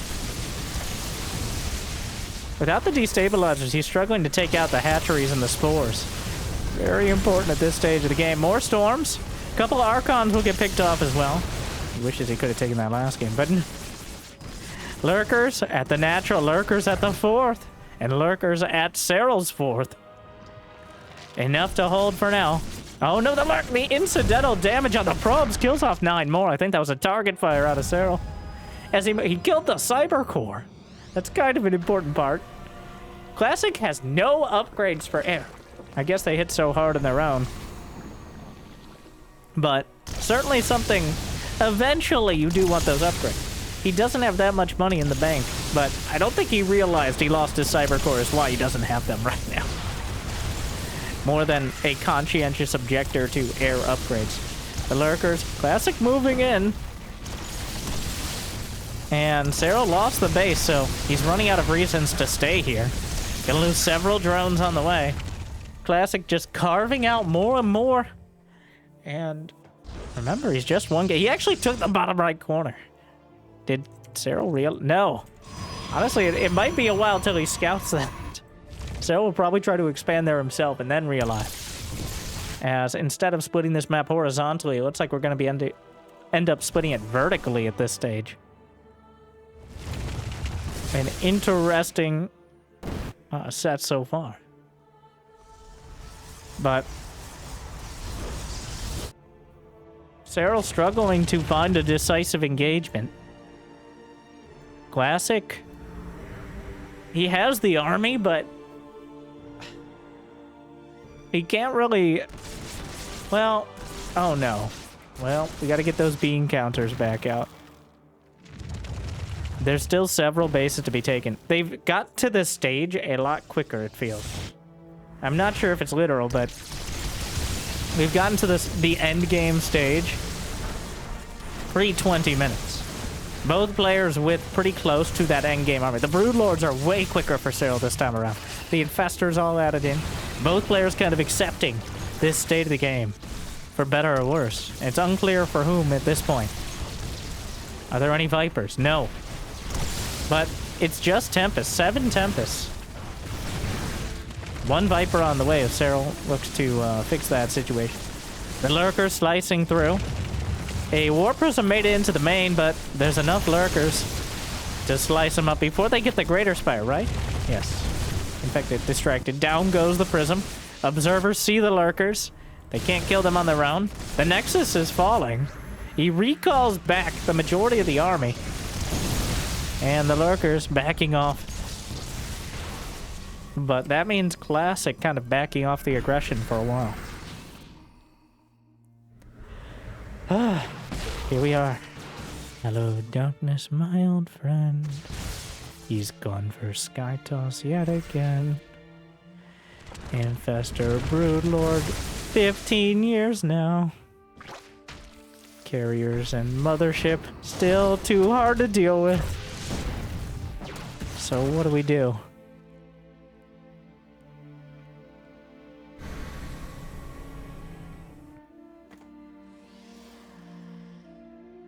Is that a drone? No. Zergling burrowed beneath.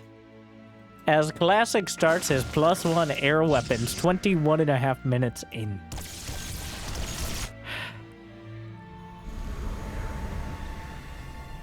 Another hatchery taken down. That's... Ooh. Well, they got it. And another one. Serral has scouted the bottom right corner, but he's not in a position to do anything about it at the moment.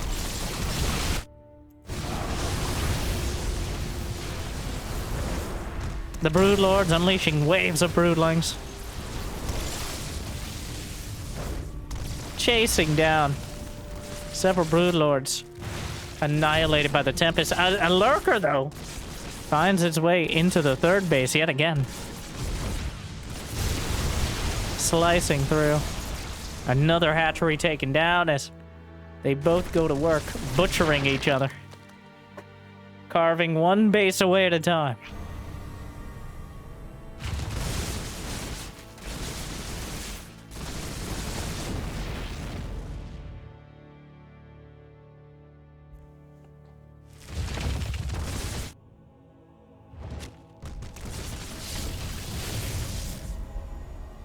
Two carriers. Interesting to go for carriers.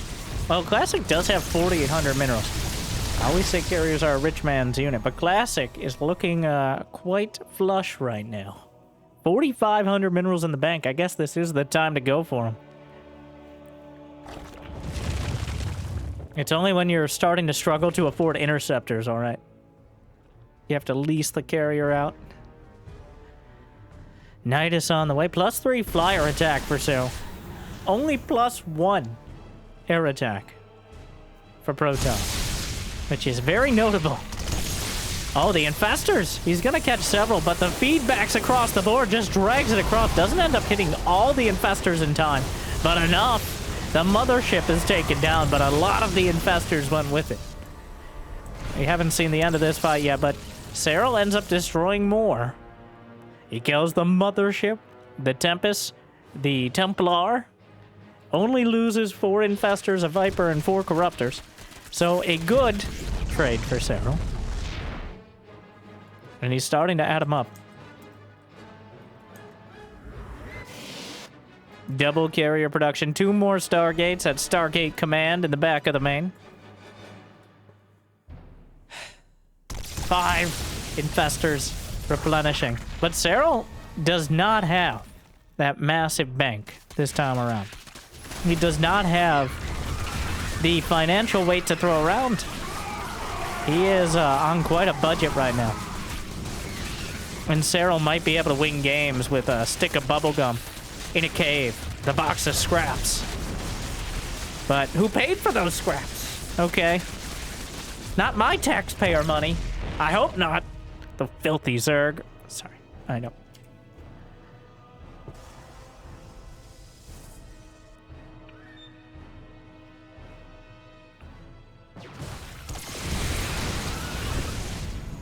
Serral, well, Classic spent so much. He has so much in production. Like, several thousand minerals and gas. 5 cannons, a Nexus, an Immortal, 3 carriers, a Mothership, +2 air. Wow, he walled and walls off with another Nidus. I was trying to show how much Classic could spend at once, but here we are. What an awkward scenario. The Lurkers pop back into the Nidus to save the day. Burrows 1 down, finds the middle ground. The Corruptors, oh, eat some massive storms and now in autumn colors, but the Broodlord's trying to move forward and take advantage of this situation, but he recalled the Mothership with the army, which means he can't use it to recall back. Another Nexus may be taken down. The Broodlord's going forth. Going to eat a storm, but there's no Tempest with this. So that means nothing to snipe the Broodlords easily. A single Tempest may try to make up for that, but maybe shouldn't be chasing it. Lost a Nexus. And Serral dragging Classic back again, but loses another hatchery. 7 hatches to just 2 next side, though Serral canceled a lot of the next side in the process. The changelings out in front. Serral mining out of gas at his first 3 bases. Is it 4? It's 4. Classic actually saved from mining out by Serral a little bit. He has still 1,000 gas at the 3rd base. Oh no, not the beans again. 5 overseers. But neither player building up that bank. This map is a lot harder to directly, like... You can move your ground armies around here. In significant... It's not easy, but significantly easier than on Incorporeal, where that wall tower was kind of splitting the entire map down the middle. Like, with the air armies able to maneuver around so easily. Here, it's a bit less decisive. All right, Serral banked up. The Tempest shelling through. The carriers with the army. Feedback almost kills off one of the infestors. Honestly, with the infestors, you almost don't want to have maxed out energy because then they're vulnerable to getting one shot by feedback.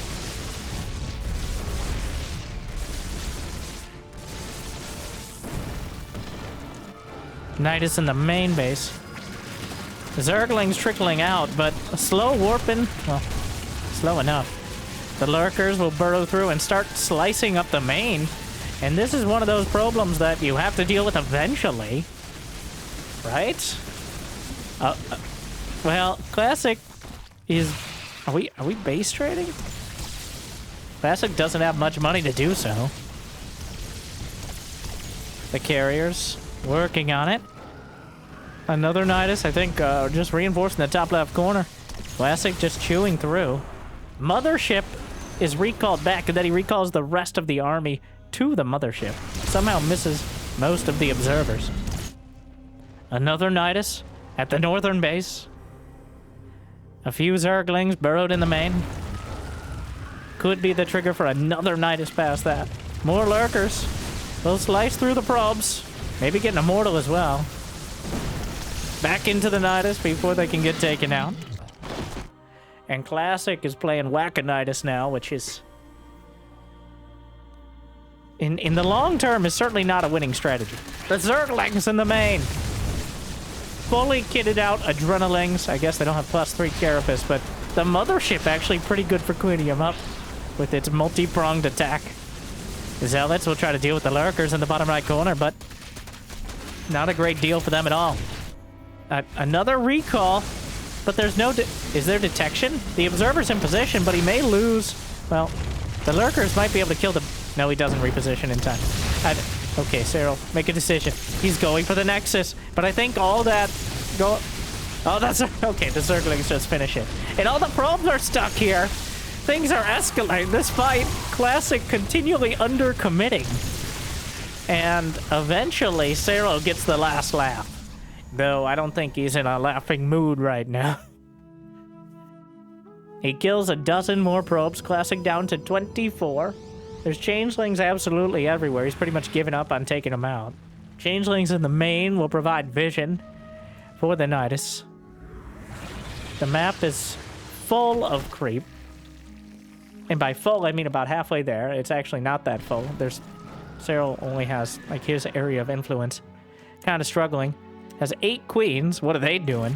So lazy. How dare you? Sorry. Classic, like an elephant chasing a fly, is whipping his trunk around and trying to slap the Nidus and the Zerglings. But Serral keeps spotting another opportunity. Every time he takes any steps forward, he has to take all of them back. Literally back to the main base to deal with the Nidus again.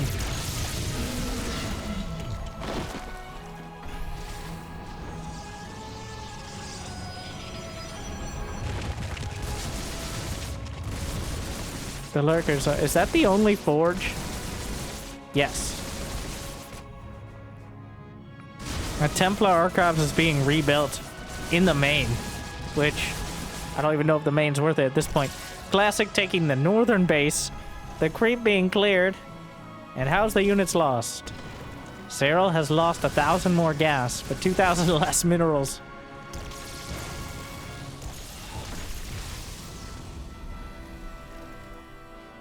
Another Nodus. The lurker slicing through the defenses. And again, kind of trying to bring us to this up. If we have 2 elimination races in a row, I won't be surprised, and I don't even think I'll be disappointed, but I will be exasperated. And a whole lot of other adverbs here. Well, the feedback's just popping in infestors like overripe tomatoes and the storms, softening up all the broods. Almost every infestor taken out there. Neuroparasite attempted and regretted almost immediately. Almost every single infestor dies. This isn't a fight. This is a murder. He's chasing down the queens. Classic with a decisive victory in the ground and in the air. Takes out the base, eliminates the queens, chases down the broods, and wipes out the infestors. Classic runs the table. And what's happening on the other side? Serral with some lurkers in every base. He's actually moving towards the elimination. Classic will eventually have to come back to defend, but he's won a decisive victory. Wow, Classic gonna try to save the base just the moment before the recall. Or before the Nexus goes down, he saves it with the recall. A lurker somehow walled in with some charge knot. 7 more brood lords on the way for Serral. Void Race? Did he lose the fleet beacon? He did. So Classic just desperately building some anything at this point. Void Race to help deal with the corruptors. Feels like we've kind of expedited. There's still a lot of minerals. A decent amount of gas on the map, though. We are not at the end game chessboard yet. Ricky! A portent of the end. Well, not exactly. But Ricky, the accidental swarm host, is in production. A sign of the times. And also, accidentally hitting the A key while you have larva selected. Because that is the default hotkey.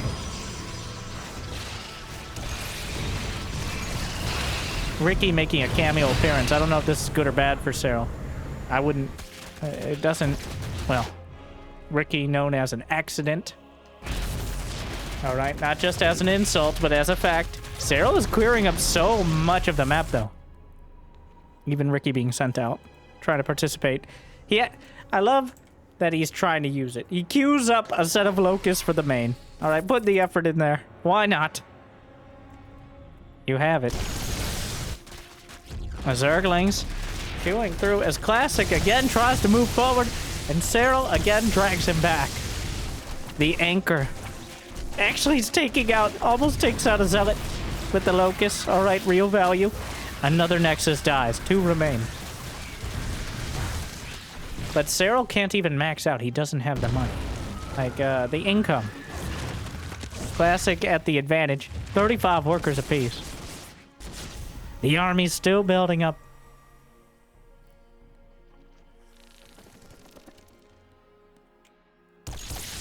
Tempest discouraging the Zerglings.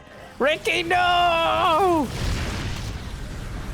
He died like he lived. Painfully. 3 hatcheries on the way for Serral, who can't really afford to lose many of them.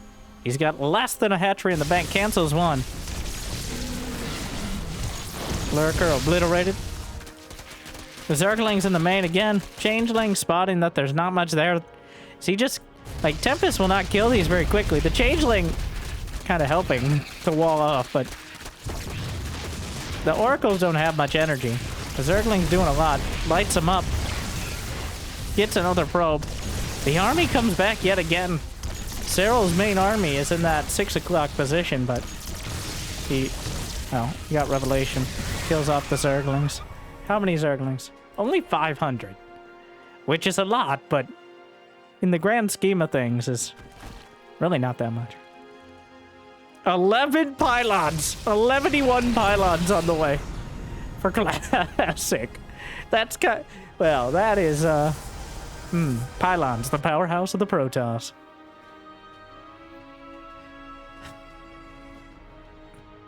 That is quite a situation to be in. Well, he's walling off the... He 3-pylon walled his main base, putting cannons behind, which... Wow. Infestors, broods, raining down the Templar, but the active cloaking to save the Templar does a great job. Parasitic bomb. Does he dive? No. Backs off. Time warp. Parasitic bomb on the mothership, spreading it throughout. He doesn't stop the spread. A whole lot of actual damage is being dealt. He's past the shields. The parasitic bomb helping. Lurkers trying... Oh, this is happening. A single Templar, a single Lurker. That's what we're fighting with here. The Zerglings trying to get into the main, but the pathing is messed up by the pylon wall. He decides against it. Classic, trying to protect what's left of his tech. I don't even know if it was worth the money he spent on that, but here we are.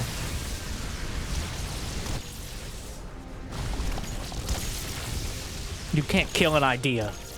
But you can definitely kill pylons, so... Here we are. Yet again. Serral is kind of broke, but the mothership, potentially exposed, it's worth it. He goes for it and yanks in a Tempest for more. He gets him for free. The storm is late. A mothership. He can't rebuild the mothership. Oh my. Serral may have just saved himself with that. Without the mothership, this army becomes significantly more vulnerable. I'm going to call it about a 4. All right, 4 more vulnerable. Out of what? More than 4. Rebuilding the fleet beacon, rebuilding the cyber core for the 3rd time. Only +2 air attack. +1 shields. Minimal upgrades compared to last game. But neither player, there's still plenty to mine. They just can't. More pylons built. Classic's army still very tough to beat. Serral, a mothership on the way, starting to siege up the cannons, chewing through them quickly. A recall storm to ward away the broodlords. They'll be pushed back for now, but the cannon count is dwindling. Does he even have a forge? No. No more cannons. Needed the... Wait. Am I blind? 1, it appears the recall somehow walled in that immortal. 2, there's a forge on the screen.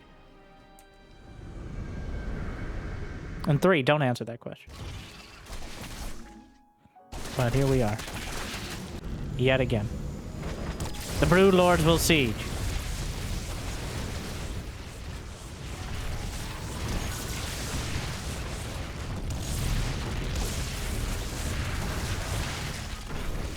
Tempest. The Templar have so little HP. The Fungals. Tempest still sieging. Transfusion's coming through. He's waiting for the mothership. Serral trying to force the issue. He doesn't want to go too quickly, but if he takes too long, Classic will rebuild. There's not much mining left to be done. They're back and forth. The Queens! Caught out. Serral backs off. The mothership has arrived. Probably the last one. One way or another. Classic has lost 33 pylons in this game. More pylons than cannons, which is not that surprising, but... More stasis to try to zone out. Storming changelings. He has 6 Templar. Serral. With 14 broodlords, 28 corruptors, and nothing in the bank. Serral is staring down the barrel of an army that is so difficult to deal with. Neuroparasite on one of the Tempests. Broodlords raining down. The Templar used a lot of their energy on feedback. There's still a couple more. Storms on the Broods. Yanks on a carrier. Knocks it out of the sky. But more infestors dying. The Viper, the Death Ball remains intact. As Classic, how did that fight go? Classic killed a Broodlord and 6 infestors. Serral killed several Templar, a Tempest, a carrier. I think Serral, well, he doesn't have the money to rebuild is the problem. The Tempest, more than a match for the Hydralisks. Burrows it. Eventually that Hydra will die. Brood or not.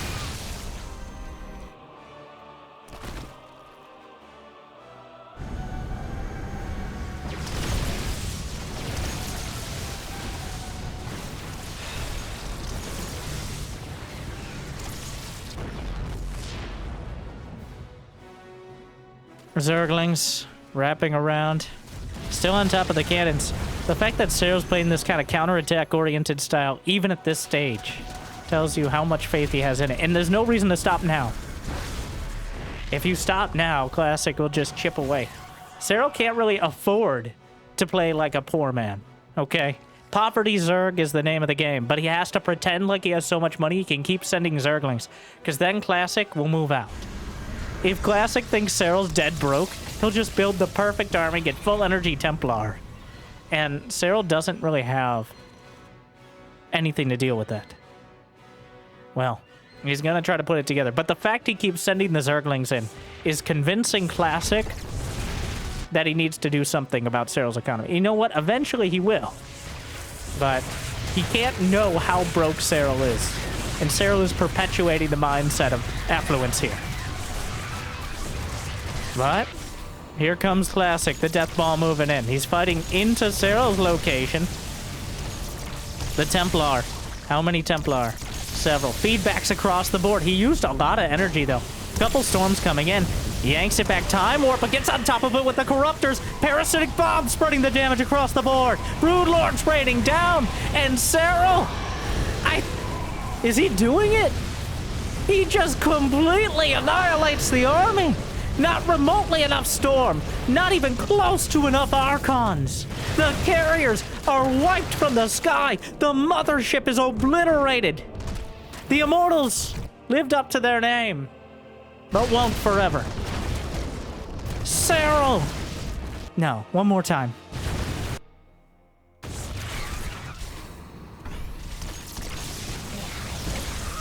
Serral sets everything up. He's pre-splits everything. He knows he's gonna send it in. Trying to queue up the fungals. It doesn't go great. Moving forward. Parasitic Bomb. He has it all preset and just has to move forward. He sends the Vipers back to consume mid-fight. He actually gets them out in case he needs another one. The Corruptors queued up to take down the carriers.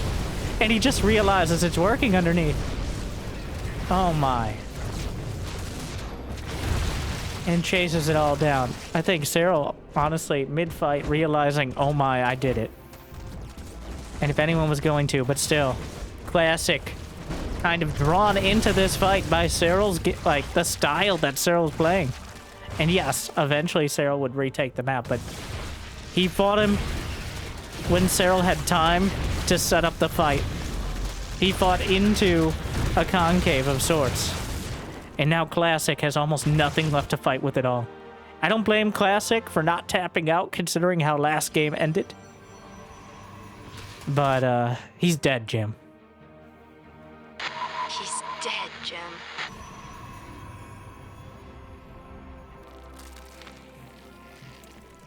"15 Broodlords survive." I can't believe we're going to game 5. I mean, I can.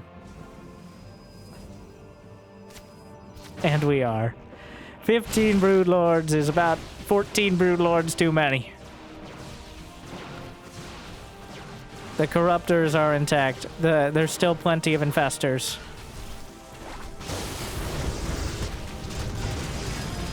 Classic still has a bit of a bank. Not nearly enough. He's building a few more Tempests.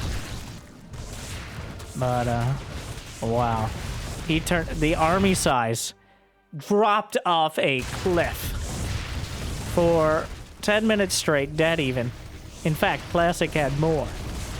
But wow, in possibly the best fight Serral could ever take.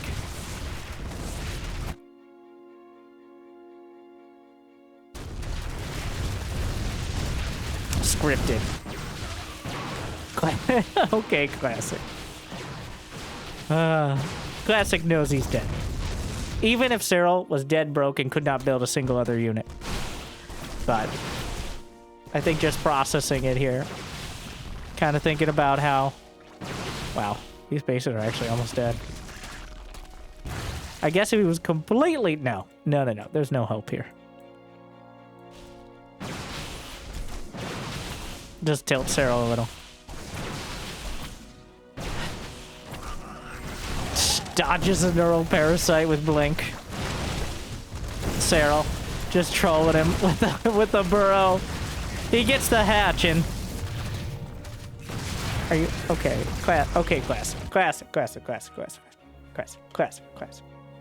Putting the ass in classic right now. What are you doing? All right.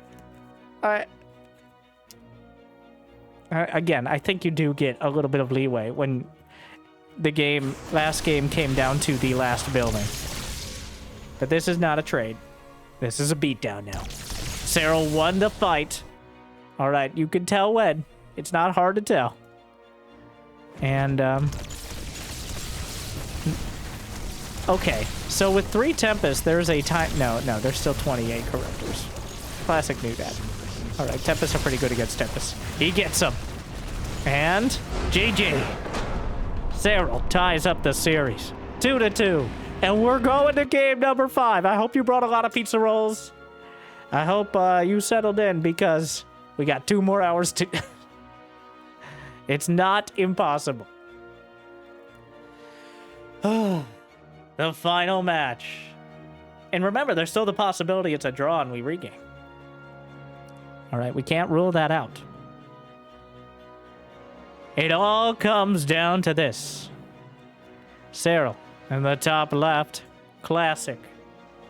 In the bottom left, Persephone with its close air distance, classic. Objecting to the idea of a pylon indicator and upsetting me in the process. As is very commonplace. I don't know. I don't know how Serral recognizes those sort of scenarios. But he just... Are you really gonna... Never mind. No more silly filler commentary pontificating about the last game. No more pretending like I have some sort of existential or profound sort of analysis that you couldn't work out for yourself by using basic logic. No! It's a cannon rush! Again! A bookend to the series. We started with a cannon rush. We're gonna end with a cannon rush. I mean, I doubt it'll end the game. But he saw the probe. He's trying to... Really, you're gonna try to sell it? Did Serral realize the angle was off? Well, now he sees a pylon. Oh my! A 3-pylon block! The most filthy... This guy, Classic puts it all on the line. With a full cannon rush. Serral? Now, the cannon will finish. But at what cost? Okay, will it be worth it? Really? He's calculating 1 drone will finish it in time? He cancels the hatch. Does he tap on it? Is he that confident in his calculations? Yes. So, Serral just takes his 3rd. Okay. Well. Here we are. That cannon, ensconced by the pylon, but he has no high ground vision, so a queen can eventually amble over and take it out. But, it's gonna be real annoying. Because you also can't send the Zerglings out. Classic expanding behind. He's got 2 gates on the way. He committed all out. His gateway is severely... It's actually a Nexus before gate. A 2nd pylon on the high ground because queens do not outrange cannons. I'll show you. No, well, you're right.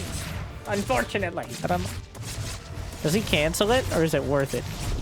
Does he slap another pylon? Oh my god. Wow. Churlish, insubordinate. I've had enough of these probes. Brenda, it's okay. No, it's not. It's okay, it's not. Brenda. Eventually, a 2nd queen will come out to try to deal with this, to zone out the probe, but wow. Classic in game 5. pulls out the full-on 3-pylon block cannon rush. There's a lot of Zerglings banked up here. And they're all, like, Serral could just kill it. And he's going to. He's just going to go straight for it. Alright, it'll cost him a few Zerglings. But he's deemed it worth it. Queens will take the rest. He did just take the third base. Queens are clearing up the pylons. There is a cannon back at home, and an adept finishes just in time. A single zealot will casually stroll in and slap some of the drones away. Will we get a single kill? No. Well, no. Zealot is dealt with. Third base. Pylons cleared up. And finally, the cannon rush is removed. A single cannon, but a major pain. Oracle on the way. Probe boxed in by the adept. The Oracle will protect the acquisition of a third base, potentially. The duel begins. But still not willing to commit the Zerglings.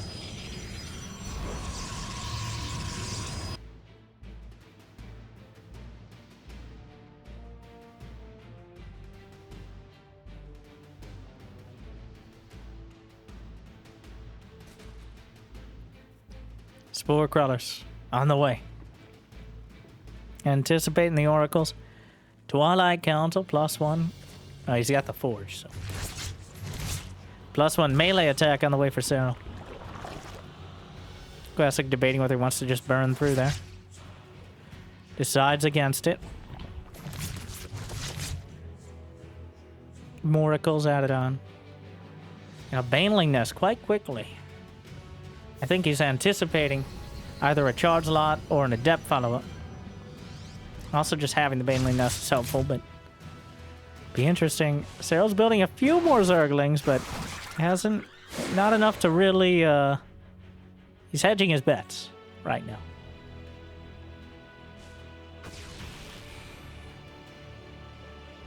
Overlord? Yeah, you got lucky. You were not born lucky. You were only born because of the cannon rush.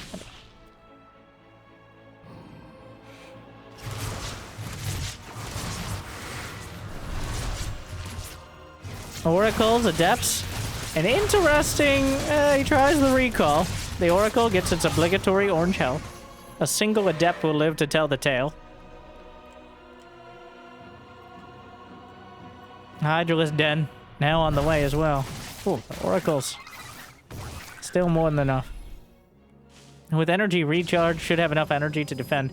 And part of the reason why you see so few committed attacks out of Zerg in the early game is because the Oracles have effectively infinite energy to deal with roaches and lings. It's not until Hydras, or if you're willing to do a queen push, that you have built-in anti. Stasis. Serral struggling a bit, but eventually splits off the one drone needed. Templar Archives is now done, though, and Storm. And Storm, there you go, begins. Blink halfway there.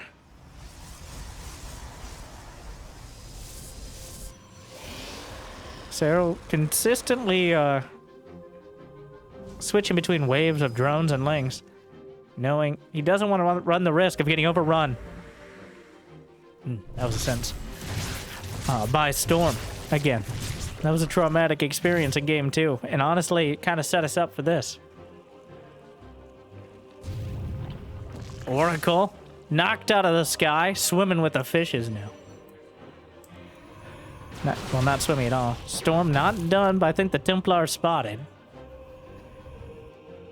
Serral not willing to commit. There's that healing shrine on this map that could be relevant, especially, it doesn't work for air, but could be relevant for the ground army on either side. Lurkers. I was going to say Archons, but Archons don't really benefit from healing shrines, so they only have 10 HP, so...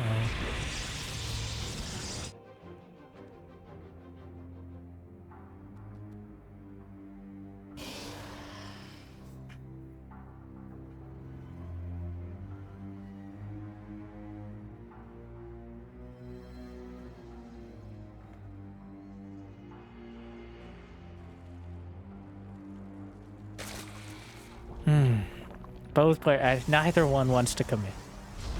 We've gone this far. This has been a feature-length series. I hope you've enjoyed. I try to bring something a little different than your tournament commentary. You can't compete with that sort of production. But it's been quite an ordeal, an experience. And just imagine playing the game. I know, already stressful. Let alone at this level for this long with this much on the line.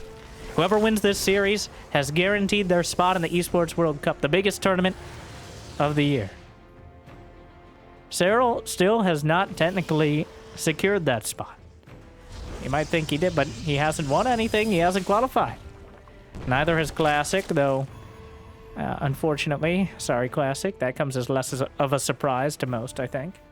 So this game has a lot more than just another few thousand at Dreamhack on the line. And there's the fleet beacon. This has potentially hundreds of thousands more. At least you're shot at. So, well, Classic started it with the cannon rush, but now has retreated into his shell, effectively. Serral, Hive, 88 drones, full 4 base saturation and counting. +2 melee attack and +1 ranged. Classic's at 90 probes and is getting a 5th base. So Serral has allowed Classic. He hasn't committed to any sort of attack. He will max out much quicker. Now, the big struggle on Persephone is moving forward. Getting your units across the... well, holding on to the bases out in front for Serral. Up against armies like Tempest and Chargelots. It's just closer. That change. Hey, my life for ire, right, boys?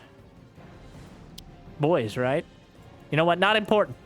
That's the Terrans to debate over that and get weird about it. Anyways, I don't... 2 spires on the way. A Nidus as well. Oh my god! Category 5 cataclysmic storms. Just annihilating a huge chunk of Hydras and Lings. Maybe more than Serral bargained for, but the Banelings are split off. The 3rd base, he runs them away. The storms will melt through the rest. And Classic diffusing this situation very quickly. Single Baneling survives, which is not what it wanted to do, and won't at the end as the Zealot casually strolls into it. The double spire, Serral fully committed. We're in a full-on macro game. As the mothership will complete. 8 lurkers on the way. Lurker, speed burrow. Did he already get range? Indeed he did. Pretty much every upgrade on the table being researched now. Speed running. The late game. 9 spore crawlers in production. Adrenal glands is done. Right in time to chew apart the Zealots. Greater Spire and +1 flyer attack for Serral. Double Tempest production, more gateways for Classic. The lines, these Sportured lines, to zone things out.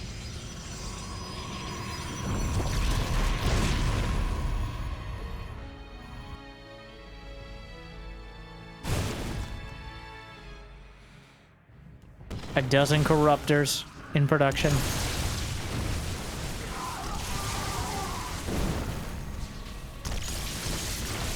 Tectonic destabilizers on the way. Zerglings. Nidus starting to complicate things. Is Classic going to lose a lot of probes here? Force back yet again. The moment he tries to get aggressive, Serral with more than enough to drag him back. Serral investing a lot in upgrades, in unit composition, a lot of gas that he hasn't, well, neither player has much in the bank. Almost exactly the same, 2K 400. Dark Shrine on the way. +3 shields is already in production. 13 minutes in. That might be a record. Burrow in production. +3 melee. +1 carapace. 1-1 in the air for the Zerg.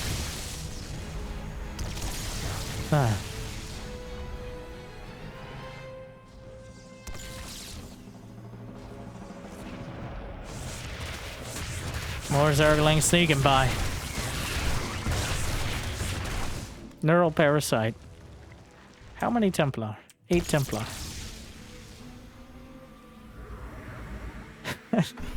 The Spore Crawler's out in front. Without Tectonic Destabilizers, it's a bit painful to dislodge.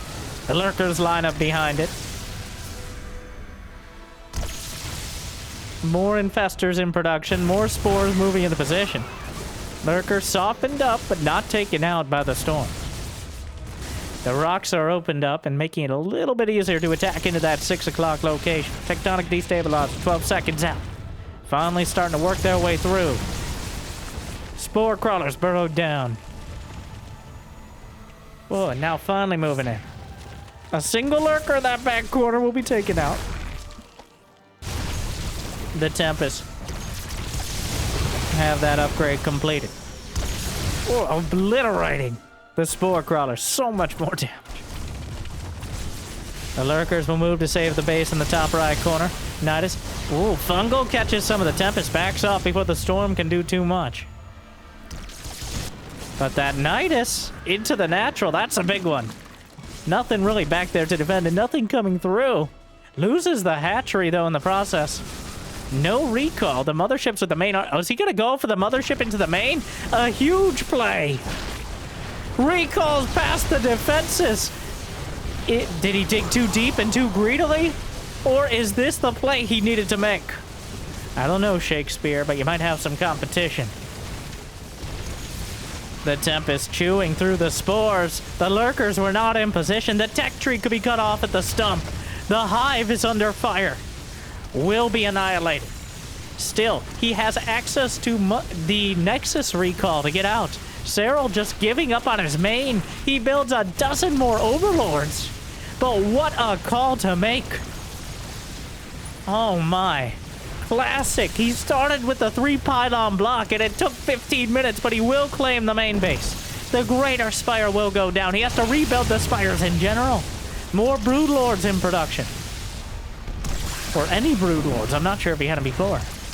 But if he's going to recall out, now's the time. The Broodlords closing in. The Parasitic Bomb. It's going to get harder and harder to maintain this army. Oh, Classic losing a lot. He's going to want to recall out before Serral can actually put together the defense, but he decides not to. The Broodlords have arrived, and he may have overstayed his welcome. The Corruptor count regrowing. The Broodlords are chewing through. A couple of Mortals will be left behind. He takes out a couple more Tempests on the way, and this goes from a decisive victory to a more questionable one.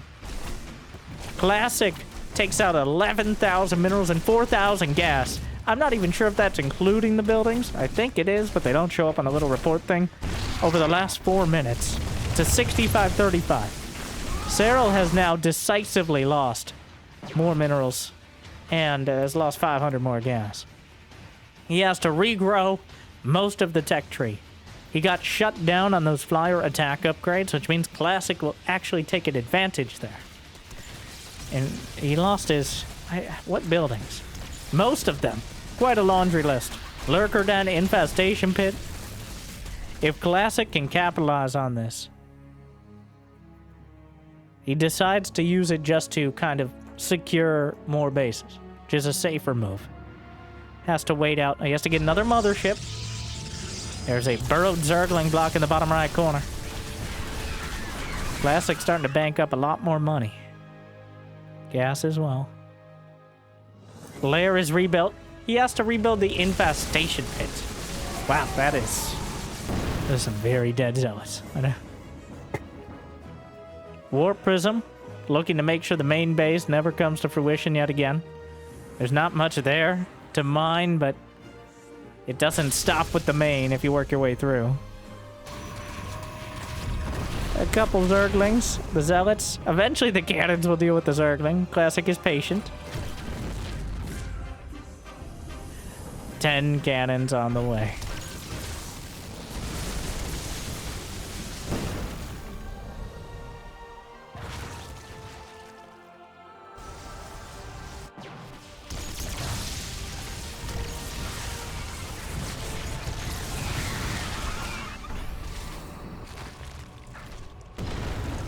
Nidus screams in. 3 Immortals up in the top right corner. Classic. Putting a lot of pressure on a single lurker. They're shrugging it off. Takes out the hatch. Serral still with plenty of money in the bank, but it is a very difficult position to attack into. Going up the high ground, chewing through the cannons, but the carriers have arrived.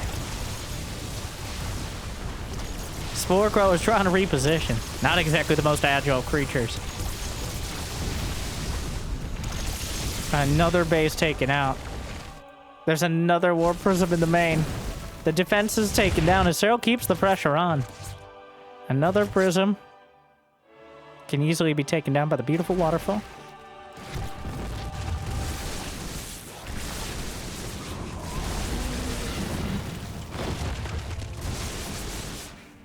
We'll take down more cannons. A lurker under the high ground. Managed to kill 8 probes, but Classic plummets to a 9-worker lead.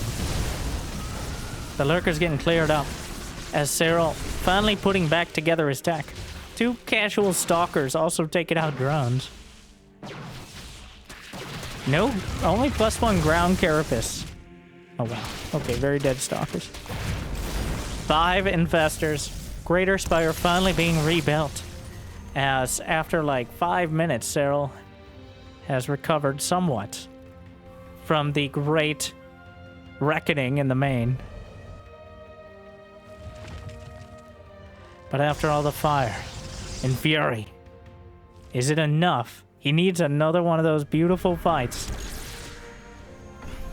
The changelings getting melted by storm. Serral under so much pressure right now.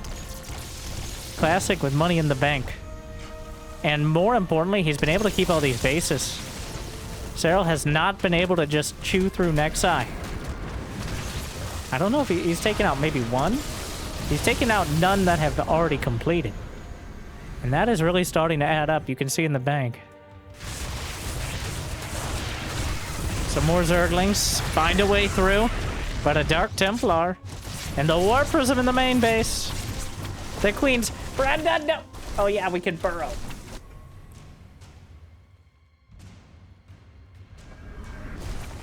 Pops out again. Transfuse trying to hold it together. A single Corruptor brought back. We'll eventually deal with this, but the cannons are a small price to pay for safety and security. On either side of the map. The Queens hold it together. But this is quite literally an uphill battle in many cases for Serral. The Tempest. There are some... Neuroparasite is done, right? Yes. But feedback. Just throwing it out there. Parasitic Bomb on a single Tempest. Will be taken down.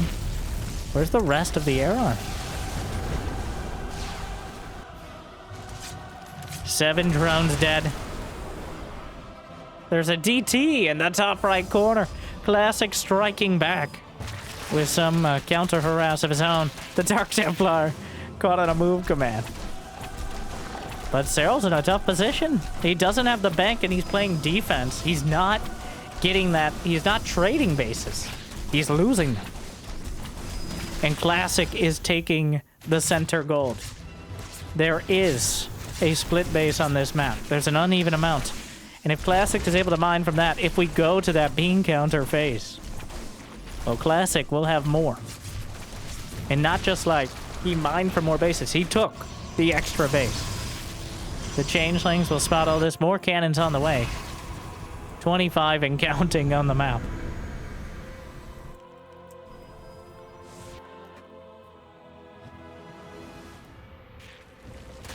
Another DT taken down.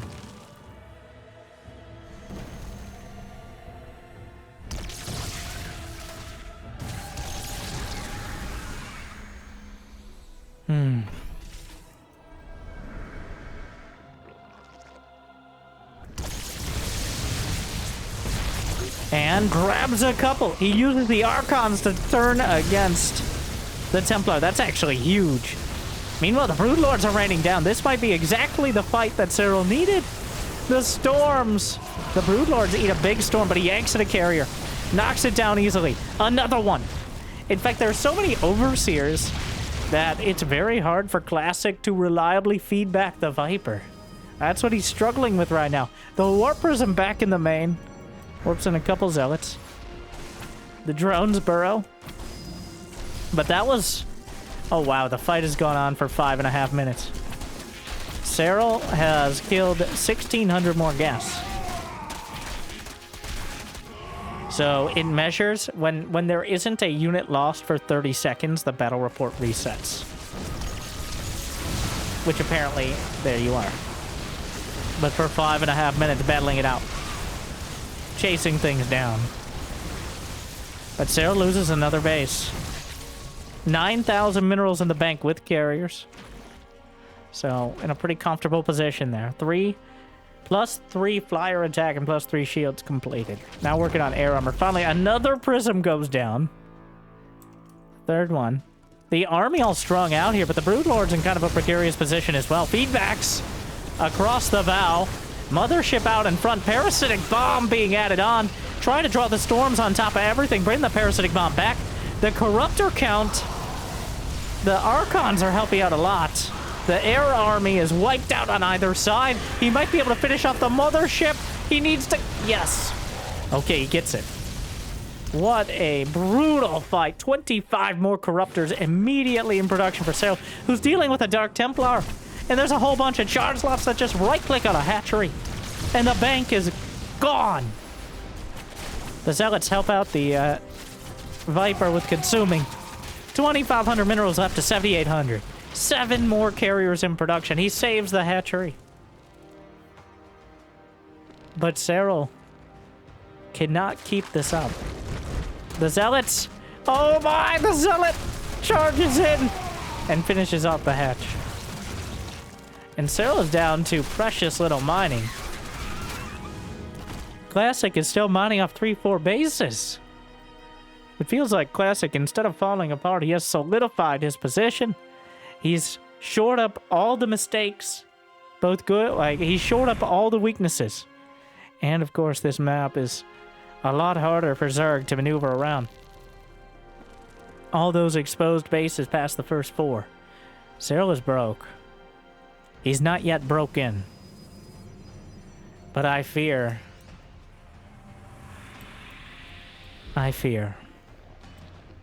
There are a dozen carriers. 24 corruptors, 5 more in production. Serral can't give up anymore. He needs to mine. You need minerals.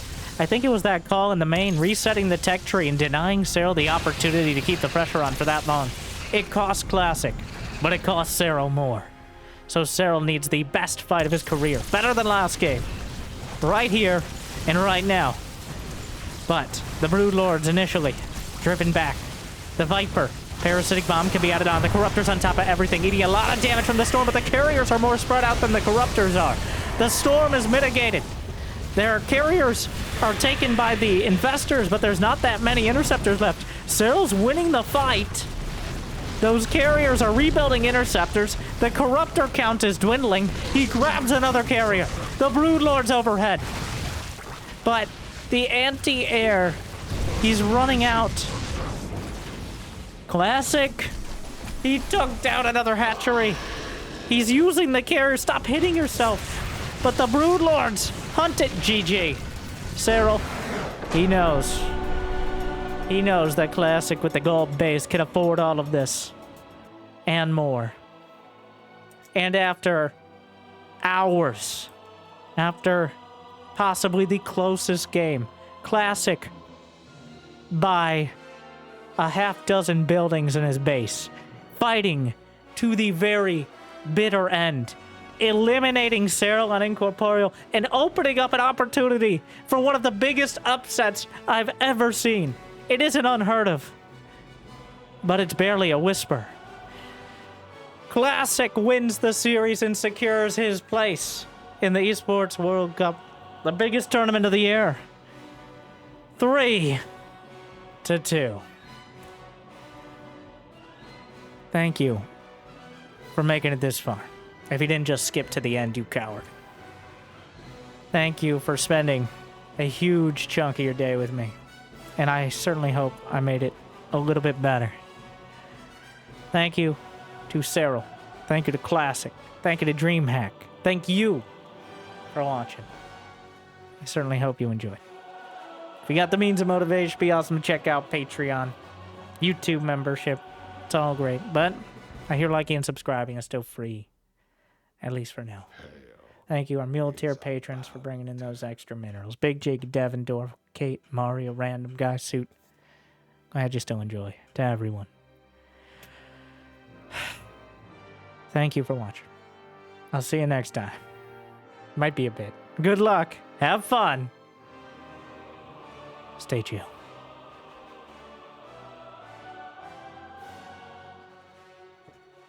It's over.